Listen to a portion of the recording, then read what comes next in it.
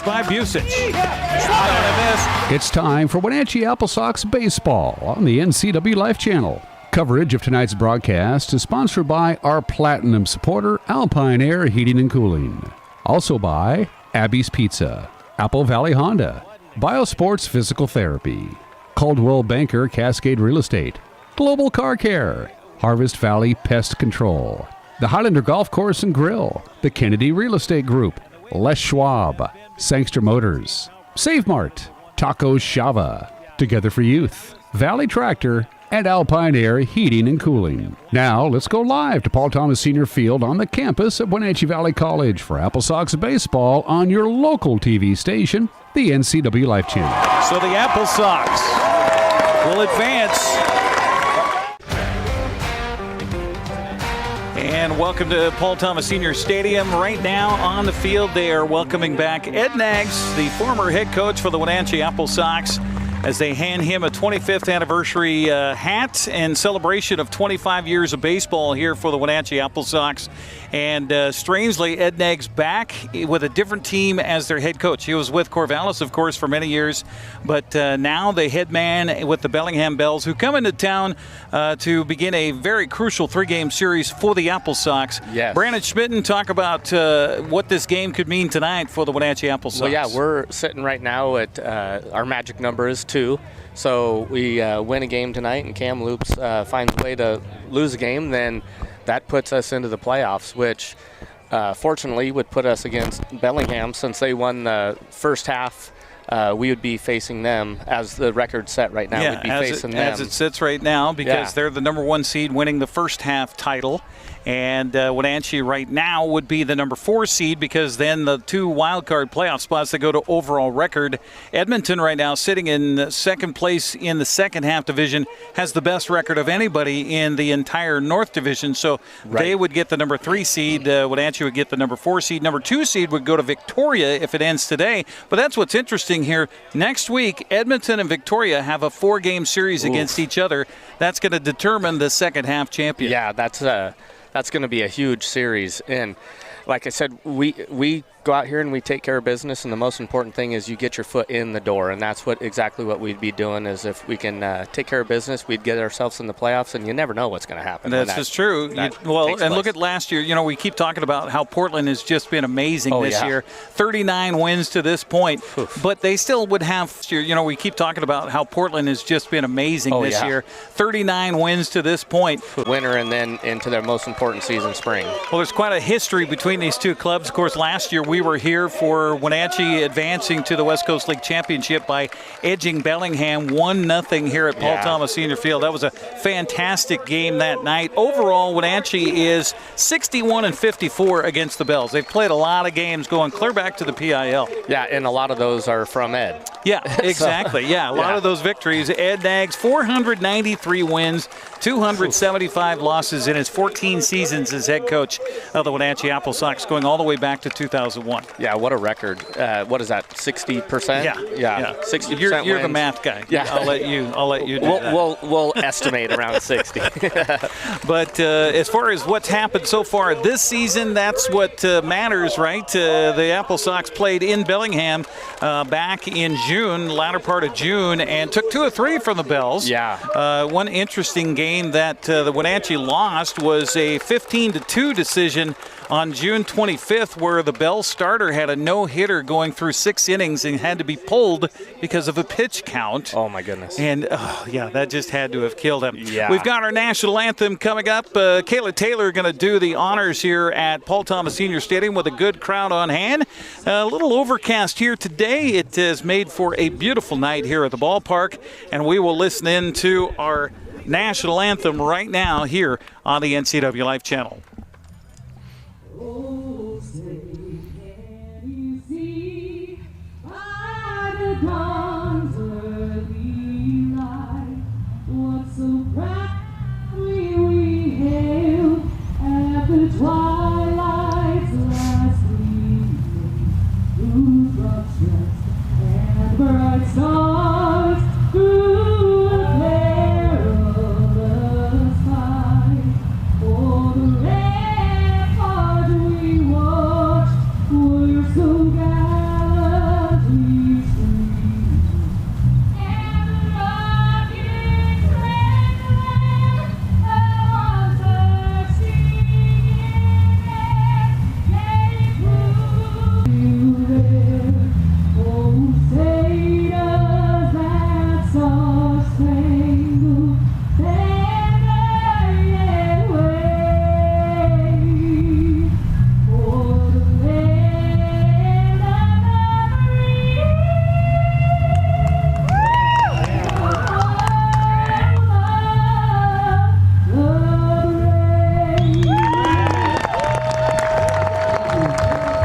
Kayla tried to tell me before the anthem tonight that she didn't have her best voice, but I would beg to differ. Well, if she's got better than that, that's amazing. Because that was already amazing. She is a mainstay as far as doing the anthem here in North Central Washington, and thanks to Kayla for coming out and doing the anthem here tonight. As we're getting ready for baseball here on the NCWLIFE channel, it's the Wenatchee Apple Sox coming into tonight's game with a record of 11-10 in the second half. They're 27-21 overall.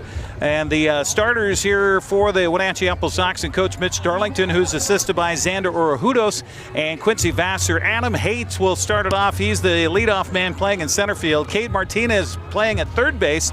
He is batting second. Batting third, Izzy Madriaga, who's at second base. Batting cleanup, Evan Cloyd, the DH. Batting fifth, left fielder Jihi Lee. Batting sixth, shortstop Elijah Palayo. Batting seventh will be the first baseman Theo Kim. We haven't seen him at first base this season. Batting eighth will be the catcher Kanoa Morisaki, and batting ninth will be the right fielder Davis Dorico. Meanwhile, for the Bellingham Bells, and Coach Ed Nags, he's assisted by Jim Clem, who's a name that goes way back for anybody who's been around high school baseball here in the state of Washington. Longtime coach at Burlington Edison High School. Boy, he's had a few guys that have gone pro as well. Yes, he has. Out of his terrain over there. He's assisted by Cody Anderson and Riley Parker. The Bells 29-19 overall. As we mentioned, the first half division titles for the North, they're 11-10, same as the Apple Sox here in the second half. Have been kind of kicking rocks a little bit here, honestly, in the last couple of weeks. Aiden Aguayo will bat first. He's the shortstop. Batting second, left fielder Gavin Long. Batting third will be Andrew Lamb, the first baseman. Batting fourth, Noah Meffert is the right fielder. Batting fifth will be the catcher Blake Balls. Batting sixth will be third baseman Nate Kirkpatrick. Batting seventh, Rob Jacobson, who's the second baseman. Batting eighth will be the DH Romana Cuiban, and batting ninth will be Brock Sell, the center fielder. Evan Canfield gets a start for the Wenatchee Apple Sox. Big, tall right-hander. He is 6'3", 210 pounds, a junior from Lewis and Clark State. No record so far this summer for the Apple Sox, and a 2.59 earned run average. We're ready for baseball here tonight on the NCWLIFE channel. Glad you can join us here on a sultry night at the ballpark, and the first pitch is a swing and a foul by Aiden Aguayo. Always nice to start off with the first pitch strike there. That's one of my favorite things to see. Aguayo batting 270, 6 foot, 175-pound freshman from UCLA. And, of course, Ed Nags makes his home these days down in the L.A. area. So not a surprise to me to see that he would have quite a few on his roster from down in Southern Cal. Yeah, he's kind of up to his old tricks. That's one of the things that he had here was a lot of kids from USC, UCLA, Gonzaga, Long Beach State. And it looks to me like he's up to the old tricks of getting all those guys. I mentioned on another broadcast that I had an opportunity to talk to Ed at Eastmont High School. He came by and we were talking with him and stuff. And I said, so what are you up to these days? And he's like, well, he goes, every Friday night I go down to UCLA or USC and I'll throw BP to the kids down there. I'm like, okay. Gee, and he has several of those on his roster here for summer baseball. Nice swing and a miss there on a nasty breaking pitch from Evan Canfield. So a strikeout for the first batter. One out here in the top of the first brings up Gavin Long. The left fielder is out of Utah Tech, batting 255. And you know Ed Nags baseball, and Mitch Darlington has not been shy about saying, I want to bring back Ed Nags type of baseball here to the Wenatchee Apple Sox. And that's being aggressive. That's putting the game in motion. And you're not surprised here to see the first two batters in his lineup tonight with 6 stolen bases apiece on the season. So don't let him on the base pass. I tell you, I played baseball for him 2 summers. That ball's hit well. It's hit hard to right field, and it is gone. A solo home run for Gavin Long here to start off the ball game, and the Bells have their first run and first lead of the night. Yeah, that ball was well struck. There was no doubt about that one. It's a pretty still night here at the ballpark. Little breeze blowing. It was blowing in from the east, and now kind of switch it around to the northwest as we continue with the ball game. But Davis Dorico, no chance out there in right field. No, he gave it his all, and unfortunately there was a fence that stopped him there. But great effort on his part. But unfortunately that ball couldn't be held. So 1 run in, 1 out, and that'll bring up Andrew Lamb. He'll step in the left-handed batter's box, and he'll take the first pitch a little low for a ball. 1-0 the count. Land, leading hitter on the ball club for the Bells at .336 with 30 walks on the summer. So he's got a good eye. As a number 3 hitter, that's remarkable. Yeah.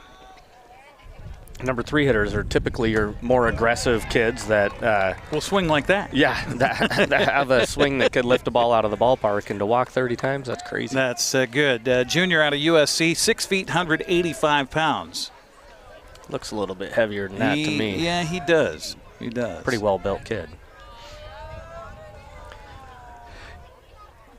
This pitch swung on and grounded through the right side, and nice play by the second baseman. Izzy comes up with a gem here to get the second out of the first inning. I was worried he wasn't going to be able to get to that, but then did a great job, stayed on his knees and popped up quick. That was a great play by Izzy there. Getting more and more comfortable playing here on the friendly confines of Paul Thomas Senior Stadium. Yeah, much friendlier than last year, right? Yes, yes. 2 down here for the Bells, brings up Noah Meffert. Right fielder batting .318 on the summer, steps in the right-handed batter's box, and the pitch by Canfield on the way is inside for ball 1. Defensively, Theo Kim over at first base, Izzy Madriaga at second, Elijah Pelayo at short, Cade Martinez at third. Yeah, he's had a great year, hasn't he? Cade Martinez. Yes, he has. Played most of the summer at shortstop, and then just here a few weeks ago, moved over to third base when the Sox they brought in Elijah Pelayo. Yeah. And Pelayo played shortstop for the Apple Sox last year, so they moved Cade over to third base, and he's done well there. Here comes the pitch on the way by Canfield. That is... Must have been a little inside there. Must be. 2-0 the count to Meffert. Kanoa Morisaki is behind the plate tonight. Jihi Lee out in left field, Adam Hayton center, and Davis DeRico in right for the Apple Sox defensively. Strike called here. You could see him get up on top of that pitch just a little bit more than he has been. Try and flatten that out or straighten that out a little bit. Maybe getting a little bit too much run on his fastball. It's been overcast for the day, but now the sun increasing through the clouds here, and another strike going to be called. And little disgust on the face of Noah Meffert. The count runs full to him at 3-2. Yeah, it was thunder and lightning earlier today too. A little bit of rain. You were on the golf course today? I was on the golf course. Yeah, we were caddy shacking it out there. Heavy stuff's not going to come out for a while. Yeah, that's ball 4. Course according record. to our home plate umpire. So runner aboard with 2 outs here for the Bells brings up Blake Bowles, the catcher's batting a .198 on the summer. 5'10", 195-pound junior from UCLA. So right away you got UCLA, Utah, USC, Gonzaga, and UCLA. Yep, like I said, up to his old tricks again. Definitely so. A lot of this. There is a lot of coaching that goes on in this, but a lot of it is recruiting too, and building the trust of those college coaches to be able to hand off their kids to you in the summertime. And as we've mentioned many a times, that's something that Ed's done a very good job of, is building the trust of the college coaches. Of course, Ed, after leaving the Apple Sox after the 2014 summer season, went to Corvallis and was an assistant down there for a long time, and immediately helps them contribute to several championships in the West Coast League. Yeah, they get to play on a beautiful baseball field down there, don't they? Yeah. Goss Stadium. Yep. Pitch on the way here is outside for ball 3. So Canfield having a little struggle finding the strike zone here early against the Bells. Just walked Meffert and now has gone 3-0 to balls. Nate Kirkpatrick waiting on deck here, hoping for a chance. 1-0 Bells on top with a solo home run by Gavin Long. Canfield ready, and the right-hander's delivery is a strike this time. And take the count a little goes bit to off 3-1. and just make sure you throw a strike there. Yeah, I was mentioning I got to play for Ed Nags when I was in high school, and then coach against Ed Nags, and then watch him coach with the Apple Sox. So I've known Ed since I was 16 years old, and that's a few years. Well, that's like 12 years now. Or wait, maybe 34 years. Yeah, I was going to say, hang on, Coach. I'm not good at math. Yeah. That Cedar Woolley math is kicking in. It doesn't compute. Runner from first fakes a jump. This ball is hit in the air in foul territory. Right out of Eric, but it's going to be caught. And it will be caught by the third baseman, Cade Martinez, in foul territory for the out. And a little sign of relief for Evan Canfield here, as he'll give up a run on a home run by Gavin Long. We'll head to the bottom of the first. It's Bells 1 and the Apple Sox due up next. You're watching West Coast League Baseball on the NCWLIFE channel. At Kennedy Group, we understand that buying and selling is more than a transaction, and it's more than just a house. This is where you will gather with friends and family, and where a lifetime of memories will be made. But buying a home is more than memories. Oftentimes, it's your biggest financial decision. The agents at Kennedy Group understand this and provide real estate advice based on your goals and dreams. Call us today, and let's find your happy place. NCWLIFE Channel is your local TV station. We believe in being the spotlight and mirror to the communities we serve in North Central Washington. Programming on NCWLIFE would not be possible without our sponsors. Special thanks to our platinum sponsor, Alpine Air. Turn to the experts at Carrier and Alpine Air. Our broadcast of Apple Sox baseball on the NCWLIFE channel brought to you in part by our platinum supporter, Alpine Air Heating and Cooling in Wenatchee. Turn to the experts at Carrier and Alpine Air. Give them a call today at 509-662-6842. They're on the web at alpineair.net. Be sure and add an E to the end of air, A-I-R-E. Due up for the Apple Sox here on the bottom of the first, Adam Haight, Cade Martinez, and Izzy Madriaga. Apple Sox have been on a little good run here to the latter portion of the season, winning 7 in a row here a couple of weeks ago. They swept the awards for the Player of the Week honors last week with Izzy Madriaga, getting the nod for his both offensive and defensive performances. And he'll be number 3 in the lineup here to start it off for the Apple Sox here on the bottom of the first. Yeah, we saw him make another great play over there at second base, and it's good to have him out there. Our infield right now is very, very solid. Adam Haight will lead it off against Trevor Moore for the Bells. And the first pitch swung on and fouled away, and how to play. And the count 0-1 here to Adam Haight. Trevor Moore is 6'1", 218-pound junior out of Stanford. He's 0-2 on the summer with a 2.92 earned run average. Yeah, the old Pac-12 meeting up. But yeah. They're going to appeal, and the base umpire says a strike. So 0-2 the count quickly on Adam Haight. Sophomore out of Oregon State, batting .229 for the Apple Sox. 6'2", 195-pound sophomore back in the right-handed batter's box. He'll take this one for a ball. 1-2 the count to Adam Haight. He's been doing a good job out in center field, He too. has. Played a little right field last time we had the broadcast here. Yep. And what a pleasant kid he is, too. That interview that we had with him after the game, man. I texted his head coach and said, "Hey, Mitch, Adam Haight, what a great kid." He goes, "Oh, man, I love that guy." I said, "Yeah, I bet you do." You know, in preparation for the game tonight, I was asked by the Apple Sox staff, which, you know, I don't have a lot of contact with the old Apple Sox players that have come and gone here. Mm-hmm. This pitch just misses for a ball. 2-2 the count. Good eye by Adam Haight. And it just made me start to hearken back to the days back in 2001, 2002, 2003 when Ed first started here after coaching for so many years at the high school. Yeah. At Wenatchee High School. Pitch here swung on and a fly ball hit hard after coaching for so many years at the high school. Yeah.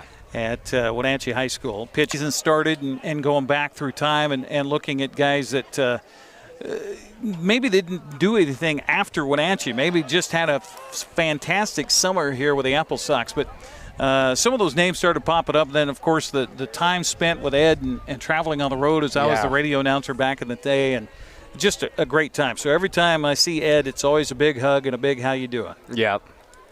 Pitch here swung on a grounded to the left side of the mound. Shortstop in, will field and throw. A good play over there by Aiden Aguayo. 6-3 on the put out, 2 outs here in the first. And, you know, we had mentioned earlier as we were just communicating, I said, you know, who he reminds me of, and said Pete Carroll. Yeah. You know, the only difference, I think, is Ed doesn't chomp on his gum like Pete Carroll does. No. But he is very youthful. Very youthful. Ed, I think, what is he, 62, 63 now, something like that. Yeah. He wanted to do the run that he did last year before the season started. That was incredible. Where he ran from Wenatchee to Corvallis in time to start the season. Yeah, that's a long ways. Pitch here misses. I get tired away just to driving Izzy there. Madriaga. Yeah, no kidding. He said he wanted to do it when he was turning 60, kind of have it be a benchmark milestone for him. But, of course, then we had COVID that came and kind of wiped those plans out. Swing and a miss here by Madriaga, and the count 1 ball, 1 strike. Izzy, how about it? In his short stint with Wenatchee, batting .400 with 20 RBI in just 15 games. Oof, that's crazy. That's an impact player for sure. Here comes the 1-1 pitch on the way from Moore. It is inside for a ball. That had a little bit of giddy up on it. 94 miles an hour right there. Kind of sneaky. Yeah, that was. You talk about the difference between guys that pitch and some that really have to, show like they're struggling to get it up, and then others that just kind of have an easy delivery. Yeah, max effort and then just simple. This pitch is in the dirt. They're going to appeal down to the first base umpire, and no, he did not go. 3-1 the count to Madriaga. I saw Ed's kids here tonight. Yep. Emily and Drew are over there, and Stacya's here. Yep. In fact, Stacia, I was trying to give some pointers to her dad on taking a picture. They were taking a group picture. Nice. And she says, Eric, can you just take it? So I grabbed a camera and took some pictures. 3-2 count to Madriaga. 2 out for the Apple Sox here on the bottom of the first. In a 1-0 ball game, Bell's on top with a solo home run on the top of the first. Pitch here, swung on a grounded to the right side. First baseman sticks down on the glove and tosses over to the pitcher covering. And that will be the final out as Lamb is able to stay with it right into the sunshine he looks.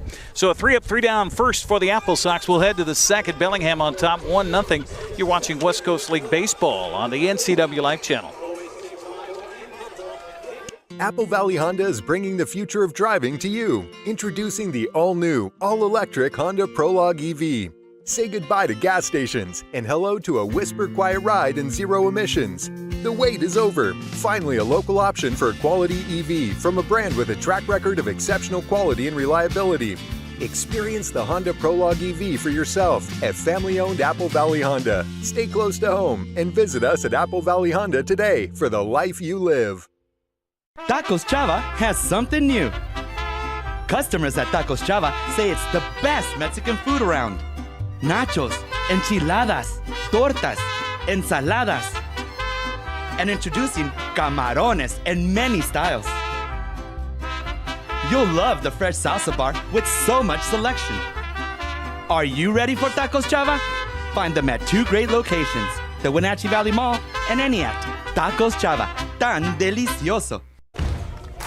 Thanks for joining us for Apple Sox baseball tonight here on the NCWLIFE channel as we head to the second inning of play. Nate Kirkpatrick, Rob Jacobson, and Romanik Kiban due up here for the Bells.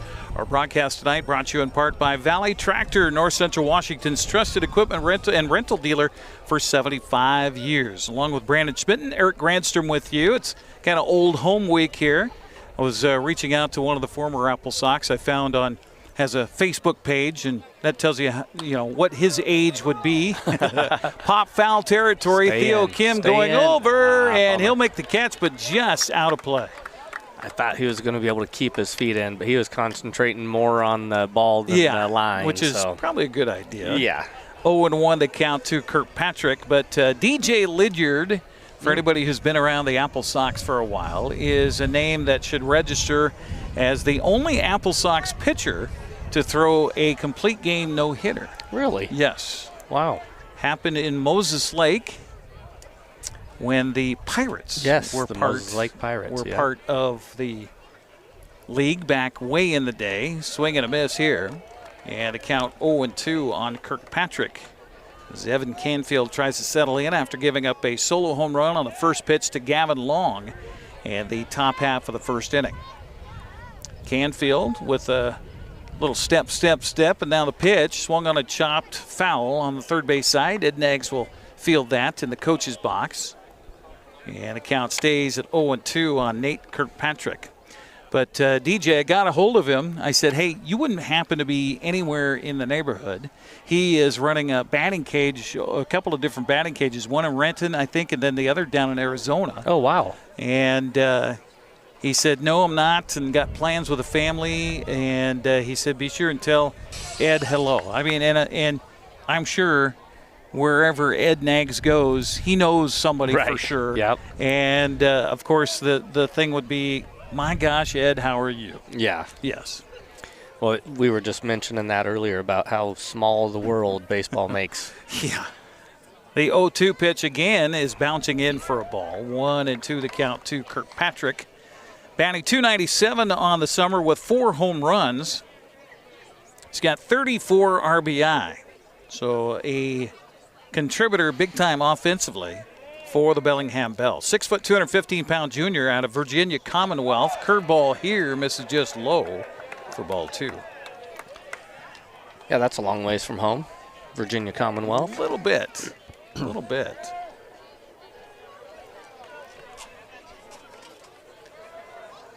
Canfield always working from the stretch. Pitch on the way. Curveball again. Try to get him to fish after that one. It will miss for a ball. 3-2 the count to the leadoff man here in the second inning. Yeah, he's throwing a lot of pitches to the last 3 guys. We were talking earlier this summer about run production for the Apple Sox. Yes. As far as inning per inning. And I actually went through and looked at the numbers. This good. pitch, boy, it looked good, but no, ball 4. Tad bit inside. The call. So aboard is Kirkpatrick, and that'll bring up the second baseman, Rob Jacobson, batting .319 with 9 stolen bases, and he does strike out a lot, 24 strikeouts for Jacobson on the summer. But the Apple Sox, if you're curious, at home this year have outscored their opponents 198 to 111. Yeah, I was seeing that there the other day when you sent that to me. That's amazing. Yeah. And Wenatchee at home, the second inning has been their most fruitful. Pitch here is in there for a strike. 0-1 the count to Jacobson. Wenatchee at home has outscored their opponents 38-3 in the second inning. Can we just play the second inning every inning? Yeah, and just shut her down and call her good, and that's it. I guess it doesn't really work that way. No, I guess not. Here comes the 0-1 pitch from Evan Canfield. Well, the 38 runs is phenomenal, but 3. That they've 3? allowed, Yeah, so they've allowed 11 runs in the first inning, 3 in the second, 16 in the third. It's been late in games where Wenatchee's had the problems giving up runs. Yeah, that unfortunate one I see there, too, is 10 in the third for giving up and 0 scored. Pitch here swung on, popped up in foul territory. Long run for Cade Martinez. It'll bounce up in the Pepsi Picnic Pavilion over near the concession stand and just be a foul ball strike. 1-2 the count to Jacobson. Yeah, that one was close to some spectators over there. So Wenatchee has been outscored in late games in the 9th inning, especially 19-3. Of course, giving up the 6th spot in the 9th when it was a 21-7 ball game or whatever that was. And also we've won a lot of games at home, so we don't really hit a lot in the 9th. That's true. That takes away. So that takes away an at bat. Yeah, right there. So I would.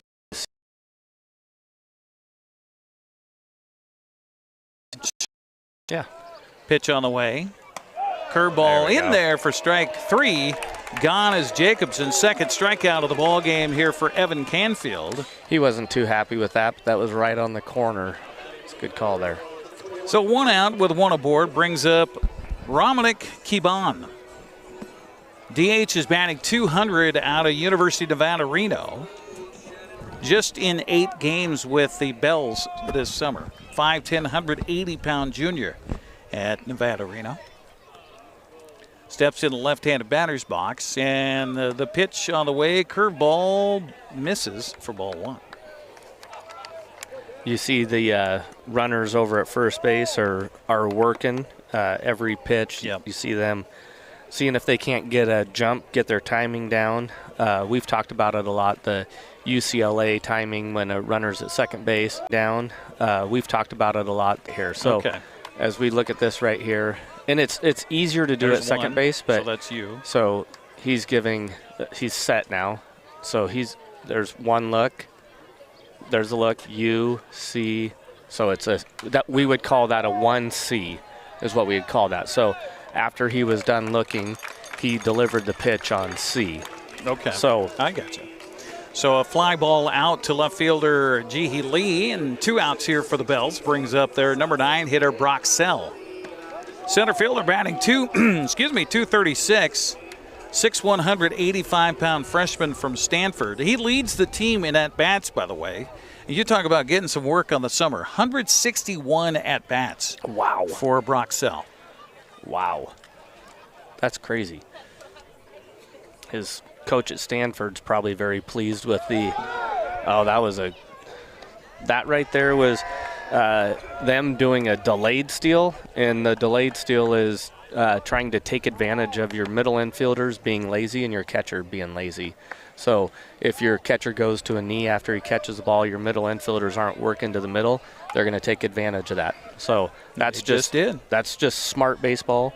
You don't have to be the fastest person in the world, but as long as you're paying attention to tendencies, it makes life a lot easier. So Kirkpatrick out at second base after the stolen base, and the count evens to Sell at 1 ball and 1 strike.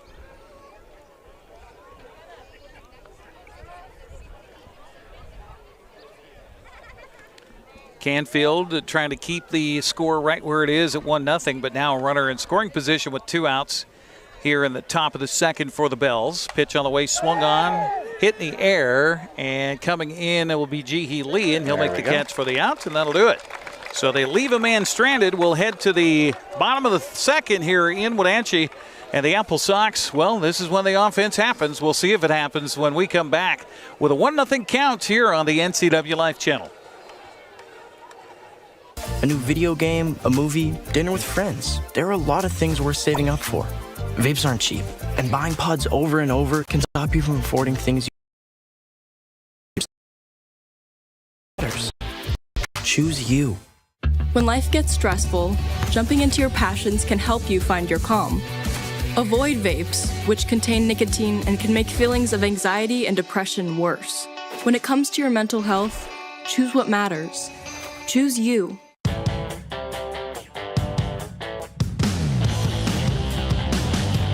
The new Hummer EV is everything you want in an all-electric vehicle. It's powerful, reliable, comfortable, and will take you anywhere you want to go, on-road or off. Why buy one of those lesser EVs when you can have one that uses them for traction? Order your Hummer pickup or SUV today from Sangster Motors, batteries included.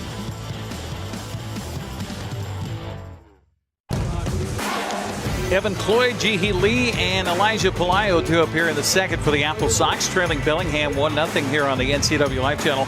Our broadcast brought to you in part by Together for Youth, encouraging youth to dispose of unused and expired prescriptions to protect youth and the environment. Find a kiosk near you by visiting medproject.org.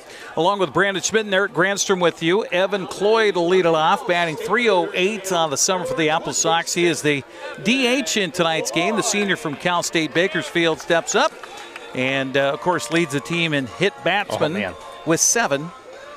So he hasn't been hit for a while. Hasn't been hit for a while, no. He's 12. And, of course, leads the team in hit batsman with 7.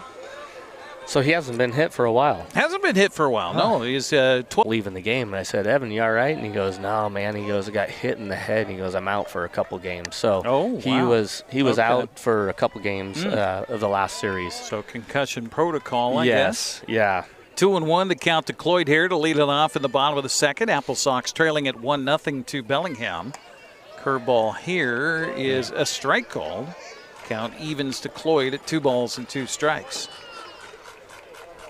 First of a 3-game homestand here against the Bells, and that wraps up the regular season for Wenatchee. They'll travel to Kelowna on Monday to finish the regular season on the road against the Falcons. Pitch on the way here, swung on and chopped back towards the left side. Third baseman on a hop will field and throw. Nice play by Kirkpatrick over there. 5-3 on the putout. 1 out for the Apple Sox. Brings up left fielder Ji-Hee Lee. I want to thank Joel Norman. Joel has been feeding me little nuggets along the way. So even though he's gone, he's still paying attention. Even though he's gone, he's still here. Yeah. And so we appreciate that. But he was telling me here just before this game tonight that he was going through the Apple Sox records, and Cade Martinez has a chance to make some Apple Sox history. With the 6 games left of the regular season, he needs 5 multi-hit games to record the most multi-hit games in Apple Sox single-season history. Wow. Right now he has 18. That's crazy. Through July. This year? This year. Wow. That's phenomenal. That's having a good summer. Yeah.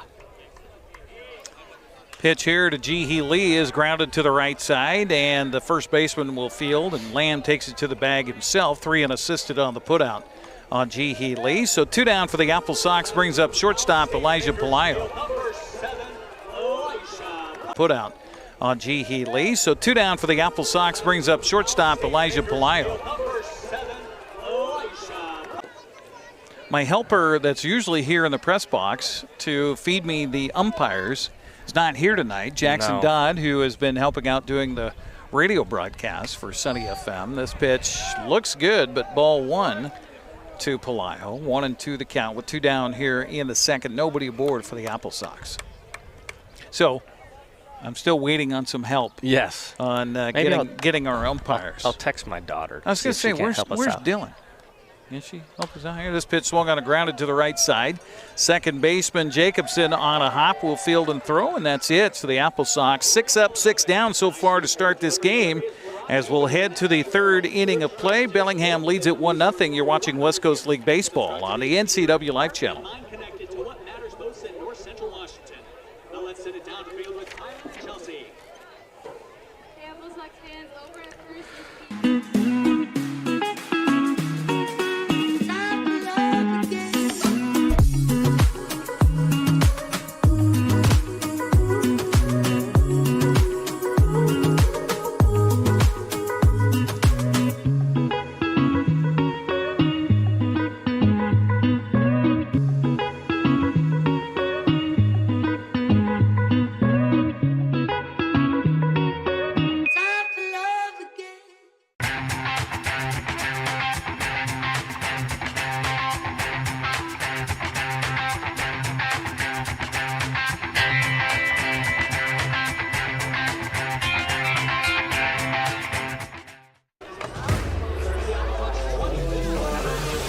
First of 3 games between the Apple Sox and Bells to wrap up the home part of the schedule for the Apple Sox here in the West Coast League. They'll head to Kelowna on Monday and play 3 games against the Falcons. Our broadcast here on the NCWLIFE channel brought to you in part by Abby's Pizza. For more than 50 years, Abby's has proudly served the Northwest with toppings to the edge, 100% real cheese, and freshly rolled dough. Order online at abbys.com. So Brandon Lane is on the bases, and it looks to me like we got Lucas Naley is behind the plate. Okay, thank you. Was that Dylan that helped us out? Yep. Lucas Naley. Okay, got it. And here we go to the top half of the almost bounced out of his glove. Was hit that hard. And a line drive right to Izzy Madriaga. And for Izzy, that's probably one of the easiest plays he'll make. Yeah, right. I don't know. That thing was coming pretty hot. What was that? It was. We always talk about exit velocity. Exit velocity, and you know what? They didn't. They don't wasn't have that? updated on that one. That's unfortunate because that ball is smacked. But if you're Evan Canfield, he's thrown a lot of pitches through 2 innings so far. So has. 1 pitch and 1 out is a lovely thing for the right-hander. This curveball is a little bit outside, I guess, to Gavin Long. 1-0 the count. Gavin is the one man who has scored It was on his own hit, a line drive home run to right field back of the first. The only hit of the ball game so far. This pitch misses for a ball. 2-0 the count to Long. Senior out of Utah Tech. Back in the left-handed batter's box. Wind kind of blowing in from... It is. Yeah, it's a kind of a northeast wind here at the ball. Not usual. This pitch misses for ball 3. Yeah, Evan's been throwing quite a few pitches. Last inning he had 20, first inning he had 19, so I have him sitting at 43 already in the third inning. 20, first inning he had 19, so I have him sitting at 43 already in the third inning.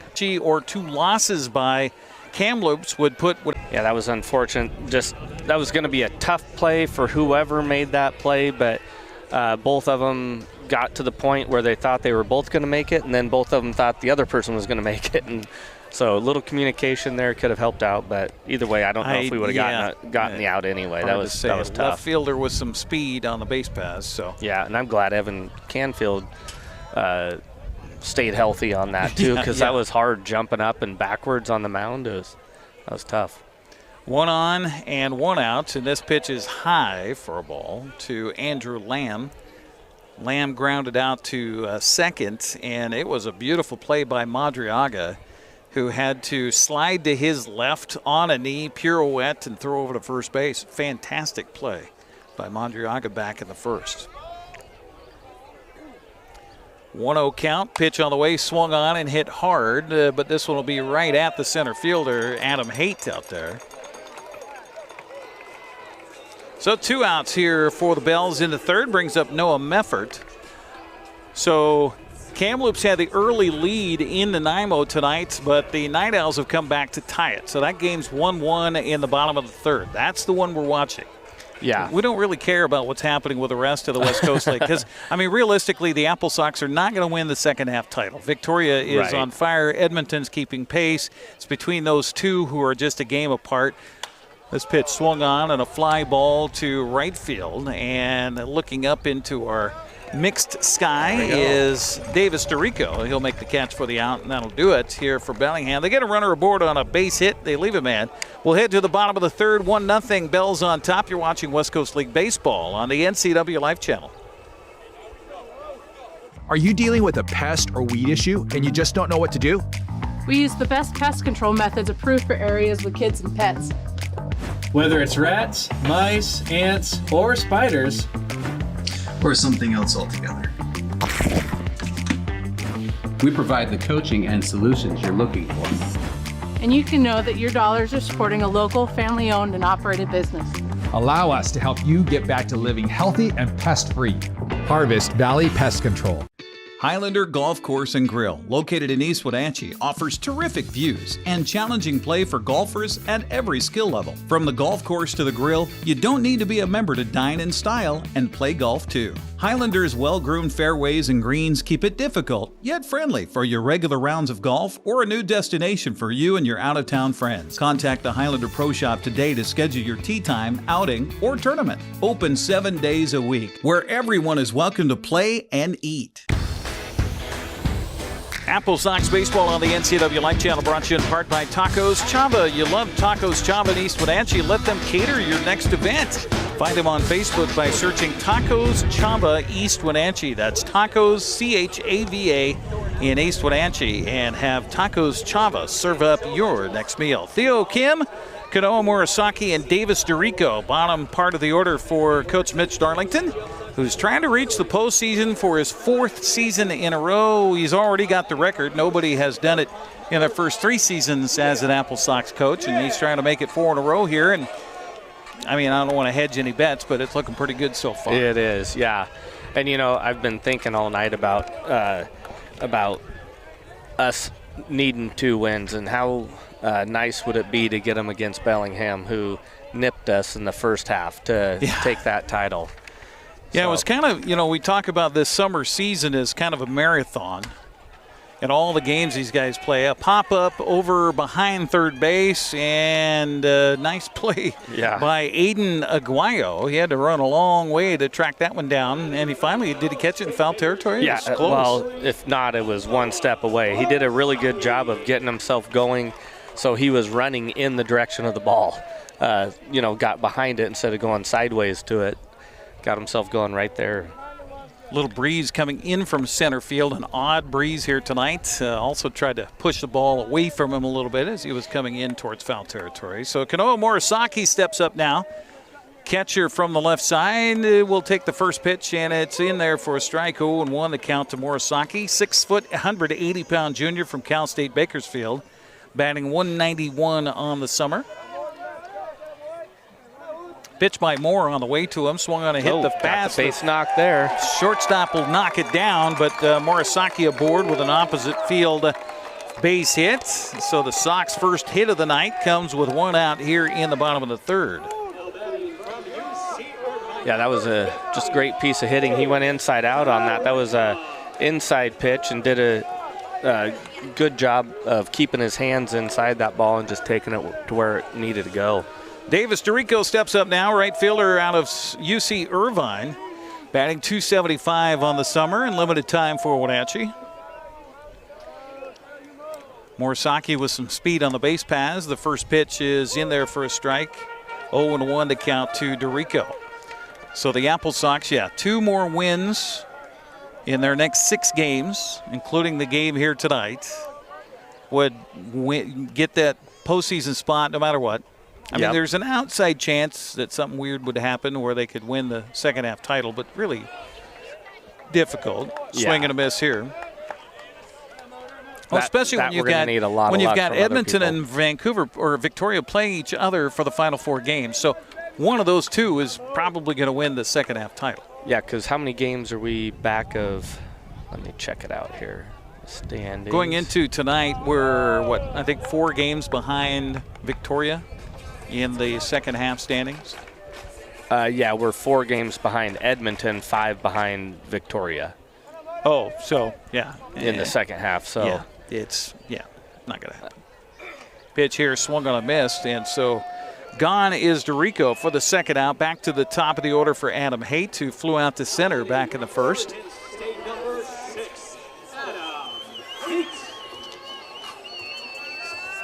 I mean, it became such a regular thing when Ed Nags was the coach here. I mean, not just to get to the postseason, but to win. I mean, he won 5 titles while he was here for those 14 years. And a pickoff move over to first. I'll tell you, if the first baseman, Andrew Lamb, gets that glove over quicker, he's got Morisaki dead to rights over there at first base. Good move by Moore, the pitcher. He had to reach out for that ball just a little bit more than he wanted to and wasn't able to get it back. So Trevor Moore might be 0-2 on the summer, but has earned that 2.92 ERA, and I can see why. Yeah, he's done a so really far good job. through 2 2/3. We still haven't had a ball hit hard off of him. Pitch on the way, curveball misses low for a ball. 1-1 to count to Adam Haight. It almost looks to me like he's showing his curveball here.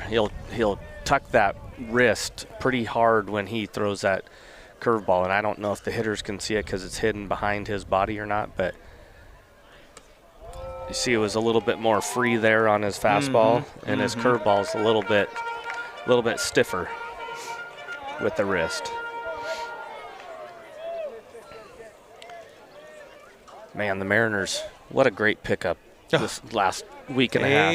Eugenio Suarez makes his return to Seattle, and the story on the plane was fantastic. This pitch is high for ball 4. Well, and Josh Naylor also being part of the squad. That's yes. He's no slouch either. There was a lot of the national writers that were saying just the not Josh Naylor move made Seattle one of the front runners for the American League, and now that they ended up getting Eugenio Suarez. For those who don't know, this happened on Wednesday. The Mariners are in Sacramento playing the Athletics and lose the game 5-4. So after the game's over, they wanted to fly out of Sacramento, but there's a restriction at that airport. They have a curfew. because really? it's in a neighborhood. So after a certain time of night, you can't fly in or out. Right. So they had to bus over to find their plane at a different airport. So they get there. The entire team's on the plane along with the media and everybody else, and they're waiting to fly home. And this is after the end of a, six-game road trip down to Anaheim to play the Angels and then Sacramento to play the Athletics. Pitch here swung on and fouled. So they get on the plane, doors closed, they're all waiting. And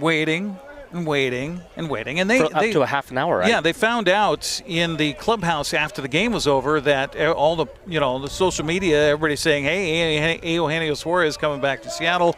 So they're all excited about that, but they have no idea why they're sitting on the ground. So finally, door pops open. Here, boarding the plane is Eugenio Suarez, his wife, and their daughters.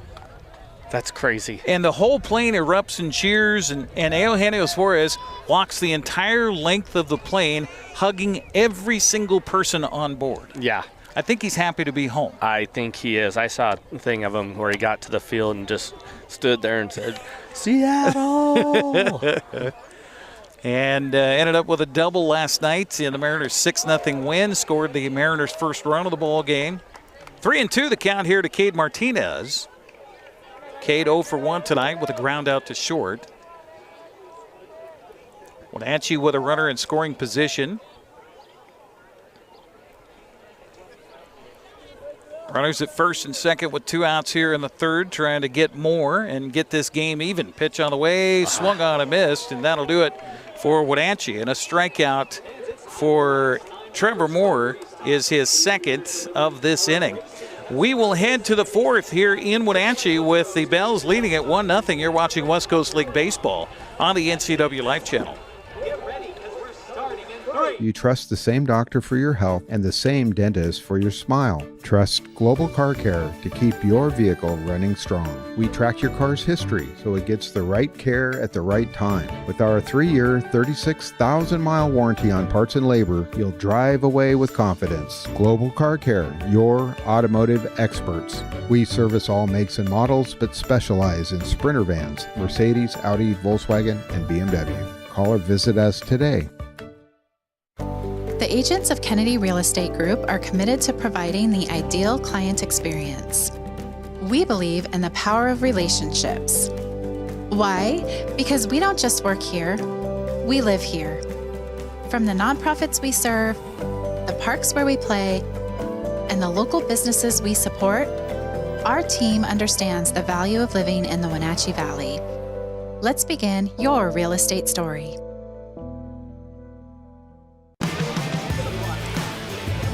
Our broadcast of West Coast League Baseball tonight on the NCWLIFE channel brought to you in part by Alpine Air Heating and Cooling. Turn to the experts at Carrier and Alpine Air. Give them a call at 509-662-6842. Along with Brandon Schmidt and Eric Granstrom with you, Blake Balls, Nate Kirkpatrick, and Rob Jacobson due up middle of the order here for Coach Nags and the Bellingham Bells. Bellingham already, and that's such an advantage to wrap up the first half title because you get automatic bid to the postseason. You get the number 1 seed no matter what happens to you in the second half. Right. That's huge. It is, and the number 1 seed gives you one road game, and then you have a doubleheader. Yep. Or not a doubleheader, but the next 2 games. You play 2 games if necessary at home, and then you would host, if you advance, you would host for the North Division title. Right. And the only thing that I can see is a little bit of complacency, saying, "Hey, we already got this," but Ed's been there, done that. He doesn't let guys get complacent. No, definitely not. 0-1 pitch on the way. Fastball misses outside for a ball. 1-1 to count to Blake Balls, who popped up in foul territory to third baseman Cade Martinez for the final out back in the first. We talked pitch count in last inning. Evan had 10 pitches after a long at bat for Gavin Long. He had a long at bat for him, and then went 2 pitches, 1 pitch to finish it off. So that helps. That helps a lot. 1-2 the count as Canfield brings, and this pitch misses just outside for a ball. 2-2 the count to Balls. Junior out of UCLA. with 18 walks on the summer, so he's used to getting a free pass over to first base. Ball's leading it off here in the 4th for Bellingham. Pitch on the way, swung on and grounded to the first base side, and there's where that screen in front of the dugout certainly comes in handy. Yeah. That's brand new this year to the ballpark. And it's, as we were talking earlier, it's a very comfortable height for those players to stand. If you have a bunch of short people, it doesn't fit very well, but the height of these players is perfect, right at their elbows. Pitch on the way here, swung on and fouled back, so the count remains 2 balls and 2 strikes. Ed Nags in the third base coach's box just below us here in our location on top of the third base dugout. Looked up and gave me a sign. He sees you. 2-2 count to balls. Nate Kirkpatrick waiting on deck here for Bellingham. Bellingham used to have a lot of blue in their uniforms. Pitch here bounces in for a ball. 3-2 the count to balls. But they show up tonight with their workout clothes on and all in black. Kind of had a Raider effect to them. You know, I bet you the original reason they were blue was because they were a Mariners farm club. Yep. Before the Aqua Sox took over that. Pitch here, nice strike pitch. 3 called, and Balls thought it was ball 4, but no. Strikeout for Evan Canfield, and that is his 3rd strikeout to the ball game. And 1 out here in the 4th inning brings up Nate Kirkpatrick. Funny, Ken Griffey Jr. played for the Bellingham Bells I before saw him he play. went to the Aqua Sox, right? I saw him play at Joe Martin Field. Did you really? Yes, I did. As we talked about last broadcast, I think. Probably broke a bat or two, didn't he? Yes. And it wasn't the Bells. It was the Bellingham Mariners. Oh, it was? Uh-huh. Yep. Oh, okay. Yep. The Bell name has been around a long time. Pitch here swung on it, chopped off the end of the bat to the first baseman. Theo Kim will take to the bag himself. 3 unassisted for the putout. Bellingham Bells was a, what do you want to call it? Just a play on Bellingham, right? Well, yeah, but I mean, they've been around that name and baseball in Bellingham. It's been around for, you go back to the Spokane Chiefs days or the Wenatchee Chiefs days here. Oh, really? Yeah, I mean, 1950s. 50s. Yeah. And I can't remember the level of baseball, but it was summer baseball, basically kind of summer collegiate baseball. Yeah. Way back then. Yeah, because the Chiefs, that was actually a minor league. Yes, it was. Yes, it was. Minor league meaning professional. Right. This pitch swung on a hit, but foul up the first base side. So the count 1-1, is it? Yep, 1-1. To Rob Jacobson, who is 0 for 1 with a strikeout back in the 2nd inning. 2 down for the Bells here in the 4th. 1-0. Bellingham on top thanks to the Gavin Long solo home run with 1 out in the top of the 1st. Here comes the 1-1 pitch from Canfield. Swung on and foul. Boy, he was behind that one. He pulled the string on that. I thought that was a changeup or off-speed pitch. Let's see. What do they tell us? What do they tell us? They tell us on that TrackMan. They're gonna say TrackMan is down. Pause it for a second and make us wonder forever. 1-2 the count to Jacobson here. Canfield looking for his 4th strikeout. And the pitch on the way, swung on, popped up, foul and out of play. Kanoa Morisaki didn't know where it was at first. The catcher for the Apple Sox. So he stands up, turns around. The umpire didn't know where it was either. So he's depending on Morisaki to find it so it doesn't clonk him on the head. Count remains at 1-2 strikes to Jacobson.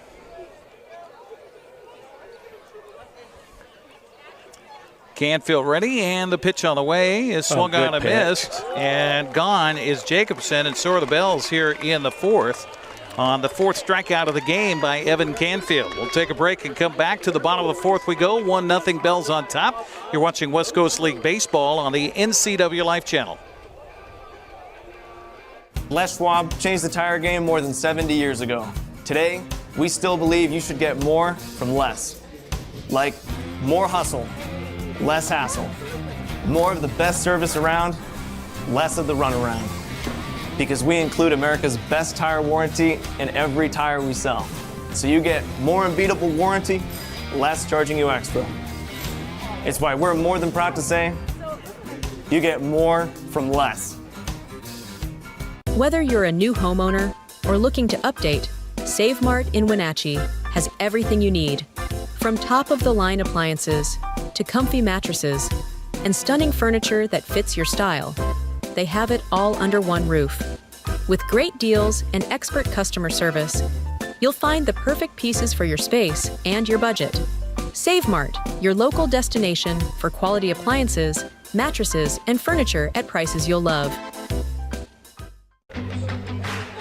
To the fourth we go. Bellingham on top 1-0 on the virtue of a solo home run, and that is one of just 2 hits in the ballgame for either squad, by the way.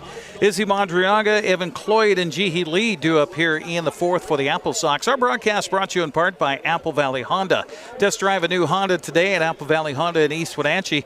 They're committed to preserving the environment not only with fuel-efficient vehicles, but also other eco-friendly actions and alternatives. Along with Brandon Schmitten, Eric Granstrom with you here on the NCWLIFE channel as Trevor Moore has put him up and put him down so far for Bellingham on the mound. Has surrendered just a little weak base hit to Kanoa Morisaki the opposite way. That's it. Yeah, Wenatchee had on balls. That's and a walk. 2 runners. Yeah, that is it. A couple of strikeouts as well for Moore tonight. And here he comes with the first pitch of the bottom of the fourth, and it is high for a ball.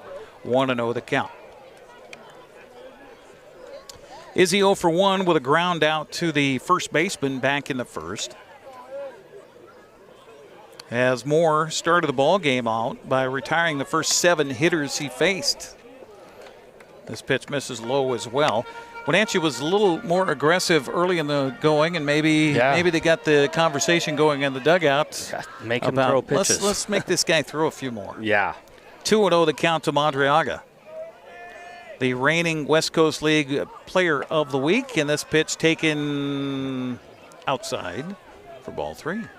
No arguments by anybody there. It looked pretty good from our vantage point, but it was outside. And again, when nobody shrugs, then you know it's a ball. It's hard to tell 90 feet away, isn't it, Eric? Yeah, and especially with our vantage here on top of the third base dugout.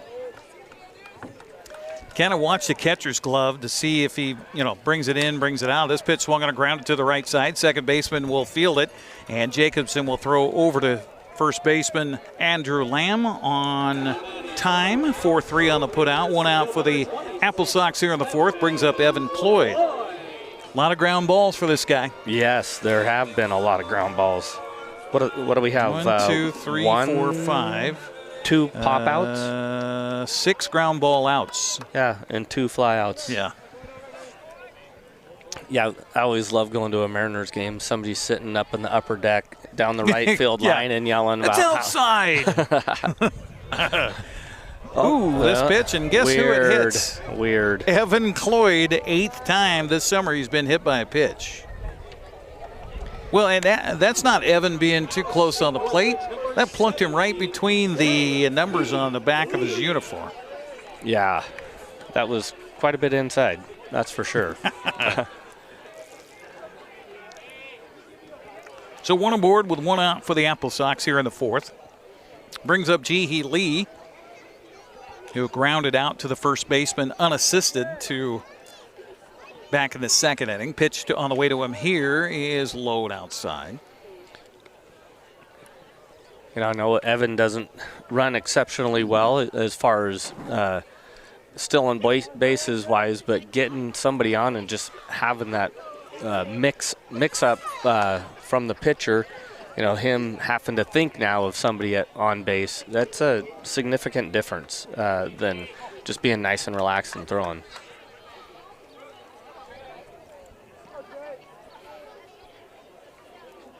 You got that Nanaimo Kamloops score, Eric? I'm looking up a number for Mr. Canfield here real quick. Gotcha. You had mentioned it was 3-1 or it was 3-1. Took the lead, right? Nanaimo had taken the lead. Let me get back to that real quick. We got 3-1. Nanaimo's ahead. Okay, There you go. That is in the top of the fourth in Nanaimo tonight. 1-2 the count here. Pitch swung on and grounded slowly to the left side. Third baseman will field, throw to second for one, and no relay to first. It's a good play. So Lee aboard on a fielder's choice, 5-4 on the putout.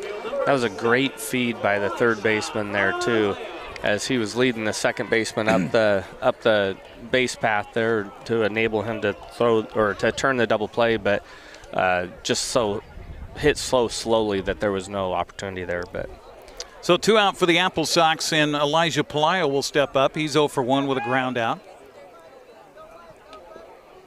Big hole to the right side of the infield. Pitch swung on and missed, in the count 0-1 to Pelayo.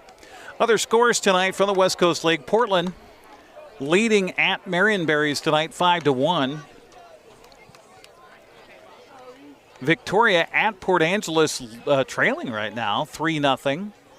Of course, we talked about they and Edmonton coming down to the wire in the second half standings. Edmonton is home tonight, and they're leading Kelowna in the top of the fifth 3-0. So Edmonton a chance to catch Victoria if Port Angeles can pull off the upset. Yeah, and that would be an upset too, because Port Angeles is they have struggled a little bit this year. Apple Sox coming off of a series win at Port Angeles this week. You know, it's interesting, the West Coast League website and their point streak ability to track the games and everything else. Something happened at Port Angeles, I don't know. And I haven't had a chance to talk to the coaching staff about what exactly happened in the 11th inning the other night in Port Angeles. There is no record on the website about how Wenatchee scored 5 runs. Really? Yeah, there is no game log that's posted online. So have no idea, but Wenatchee came back, scored 5 runs in the 11th, and won the game 10-6. Wow. Yeah. Interesting wrap up to that series. And much needed win, too. Yeah, definitely so. That combined with another Kamloops loss made the magic number, well, actually, it was 3 at that point, and then after Nanaimo or at Kamloops lost last night again, that dropped the number to 2 coming into tonight. This pitch swung on a fly ball to right center. Long run for everybody out there. And center fielder's going to come up with it. Well. Brock Sell with a good read on that ball. And that'll be the final out here in the 4th inning. Apple Sox leave a man aboard. We will head to the 5th frame. 1-0, Bells on top. You're watching West Coast League Baseball on the NCWLIFE channel. Get set, go! Les Schwab changed the tire game more than 70 years ago. Today, we still believe you should get more from less. Like more hustle, less hassle. More of the best service around, less of the runaround. Because we include America's best tire warranty in every tire we sell. So you get more unbeatable warranty, less charging you extra. It's why we're more than proud to say, you get more from less. Whether you're a new homeowner or looking to update, Save Mart in Wenatchee has everything you need. From top-of-the-line appliances to comfy mattresses and stunning furniture that fits your style, they have it all under one roof. With great deals and expert customer service, you'll find the perfect pieces for your space and your budget. Save Mart, your local destination for quality appliances, mattresses, and furniture at prices you'll love. Come. Well, here we go to the 5th frame. New pitcher in the ballgame for the Wenatchee Apple Sox is Carson Bozel, the 6'5", 210-pound junior heading to the University of Washington. Has a record of 2-4 on the summer with a 4.44 earned run average. He has worked only in relief, making his 13th appearance of the summer, 28 1/3 innings pitched. Has given up 34 hits, has struck out 31, has 13 walks, and that 4.44 earned run average. He's had a little bit of a shaky last couple of outings. Yeah, he has. He was an all-star at the break this year, and started off really hot. And like you said, he came in the one game that we were broadcasting and gave up a couple runs, but he's definitely capable of shutting teams down. So, that's the unfortunate thing. You go out there, they don't throw that many pitches or that many innings throughout this summer. So you have one bad outing or two bad outings, then your ERA climbs pretty quick. It's hard to bring down, but it climbs pretty quick. So Evan Canfield goes 4 innings tonight, allowed the 1 run on 2 hits, struck out 4, walked 2. So Canfield's night is over as Carson Bosel takes over now, and he will face Ramadic Kiban, and the first pitch is a fastball in there for a strike, 0-1 the count. And what do you say all the time, Coach? First pitch strike. First pitch strike. When you got a guy coming in fresh out of the bullpen. 0-1 the count to Kiban here, and the pitch on the way. Swung on and fouled away, and the count quickly in Bosel's favor at 0-2. Yeah, Evan Canfield, despite that one hit that he gave up, well, he gave up 2 hits on the night, but that one that he gave up in that first inning to Gavin Long, he threw exceptionally well tonight. Pitch swung on and fouled on the first base side. 0-2 the count remains to Kiban here. Mariners on top of Texas in the bottom of the second inning, 1-0. I don't know how that run scored, but that's still good news for Mariner fans. Logan Gilbert on the mound tonight for Seattle. Cole Young walked, scoring Eugenio Suarez. So the bases were loaded. Yeah. Swing and a miss here. So the first batter faced by Bosel is a strikeout. That's the 5th strikeout of the ball game. So free stuff being tossed out to the crowd here at Paul Thomas Senior Stadium. So 1 out in the 5th, and you get a guy that comes in and throws some fire like Bosel does. That can help fire up the offense too. If you can get a 1-2-3 inning, get out and get back and get some offense going. Yes, that would be that's what we need. We need a pitch swung on and popped up in the infield. Shortstop moving over is Palaio. He'll make the catch in the grass in shallow left. Yeah, we talk about that every once in a while about how great play in the infield or a great play in the outfield or a big strikeout will really turn the tide mentally for us offensively as well as it did defensively. So we're looking for something big here. Like you said, a 1-2-3 inning would be really nice for us. 2 outs for the Bells. Back to the top of the order for Aiden Aguayo. And the first pitch misses for a ball. 1-0 the count to Aguayo, who is 0 for 2 tonight with a strikeout and a line out. Line drive, that ball is hot off the bat. Right to Madriaga at second base. Here comes the 1-0 pitch on the way. Swung on and a line drive right to the shortstop, Palaio. And, just what the doctor ordered there, Coach. A 3-up, 3-down inning for Wenatchee's defense. They'll go back on offense here as we head to the bottom of the 5th. 1-0 Bells on top. It's West Coast League Baseball on the NCWLIFE channel. For over 35 years, the Sangster family has been not only representing GMC, but the entire community. As one of the few family-owned dealerships in Washington, you can count on our personal integrity, which has spanned over 3 generations, to ensure your satisfaction. Sangster Motors stands behind everything we sell, from GMC professional-grade products and service from a professional-grade dealership. Remember, caring about your family is what brings you back to ours.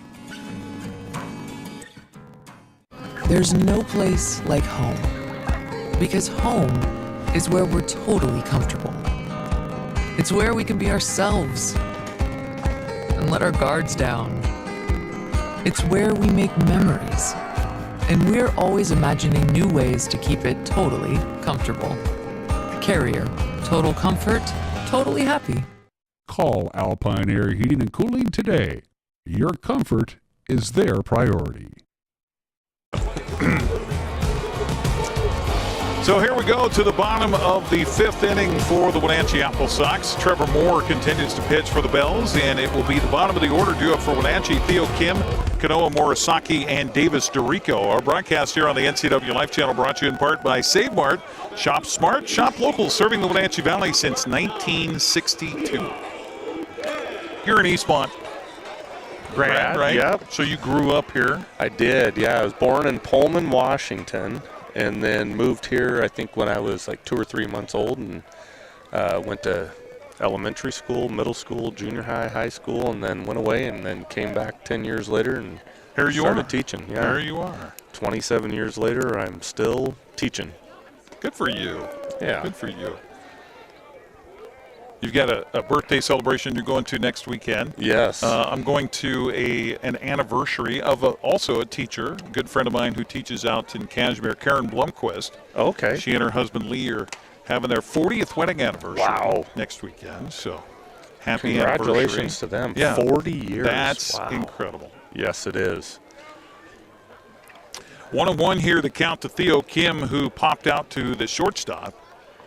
Swing and a miss here, and the count goes to a ball and 2 strikes. I'll tell you, Trevor Moore.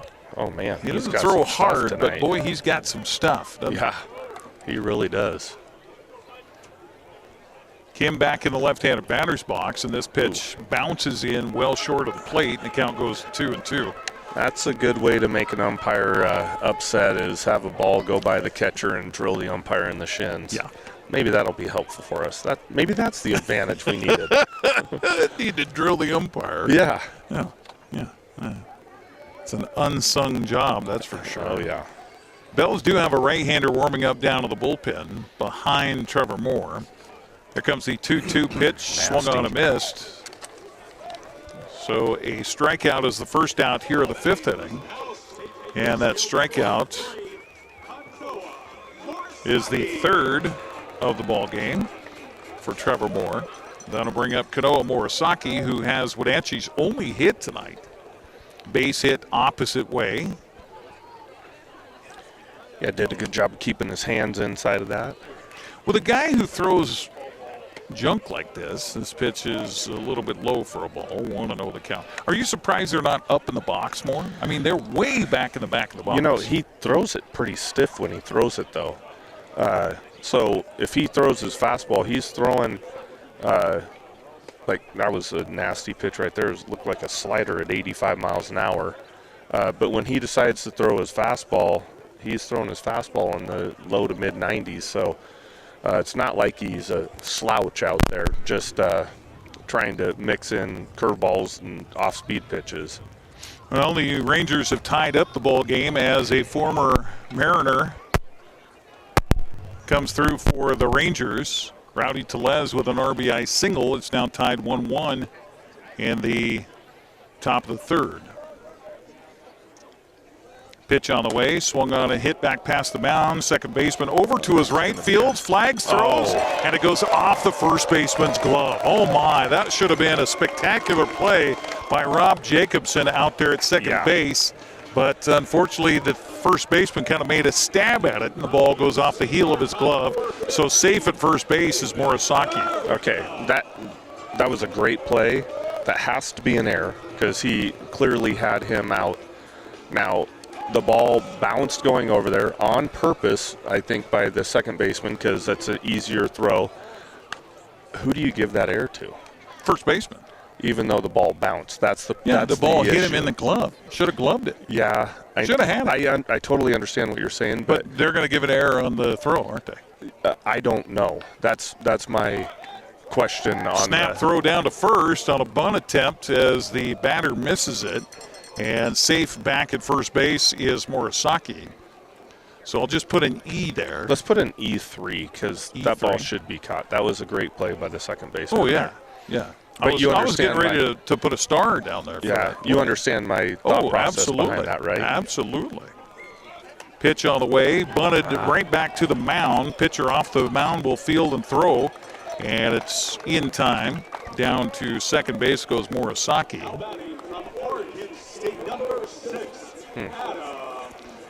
Do you call that a sacrifice? I mean, it's an out, and the runner moved up. Yeah.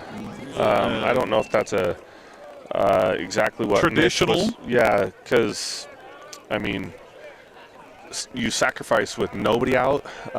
Typically, you wouldn't do it with. Well, it's a 1-0 ball game. You got a runner in scoring position now, even though there is two outs, and you're going to the top of the order. Yeah. Adam Haight batting .229 steps in. He'll take the first pitch. It's in there for a strike. I would bet that if Mitch was giving that, he's saying, hey, it needs to be on the line, needs to be a base hit if you're gonna do it. And unfortunately, it wasn't up the line enough. Yeah, it was right back to the mound. Yeah. Pitch here is in for strike 2, so 8 behind in the count at 0-2. After he walked in the third following a fly out to start the ball game back in the first inning. Moore is going to step off here. Adam Haight taking a little extra time at the plate. Wenatchee's just looking for a seeing eye single to get a run in and tie this ball game. 2 outs, 1 aboard, bottom of the 5th inning. I would accept a little lollipop over the first baseman's head right here. Go. Pitch by Moore on the way, swung on and a broken bat goes off the third baseman's glove. No, you better hold up. And the runner is off the bag too far and out at third. My, oh my. Mitch Darlington having a word with Morisaki over there at third base. It was, well, E5 and then and you know, and that's a tough error to give to the third baseman with a bat because flying at your head. You got a bat that broke in half and is flying out to the field. So definitely distracted was Kirkpatrick, but then he wisely gets the ball back and they get the out at third base after Morisaki went too far. So 6-5. Heads up play there by the shortstop. Oh, absolutely. Hustling over, making that, and then throwing that ball back to Kirkpatrick, who didn't give up on the play. That's good to see by him. The Apple Sox can't take advantage of 2 errors in that inning, and we will head to the 6th inning of play. Bellingham leading it 1-0. It's Apple Sox baseball on the NCWLIFE channel.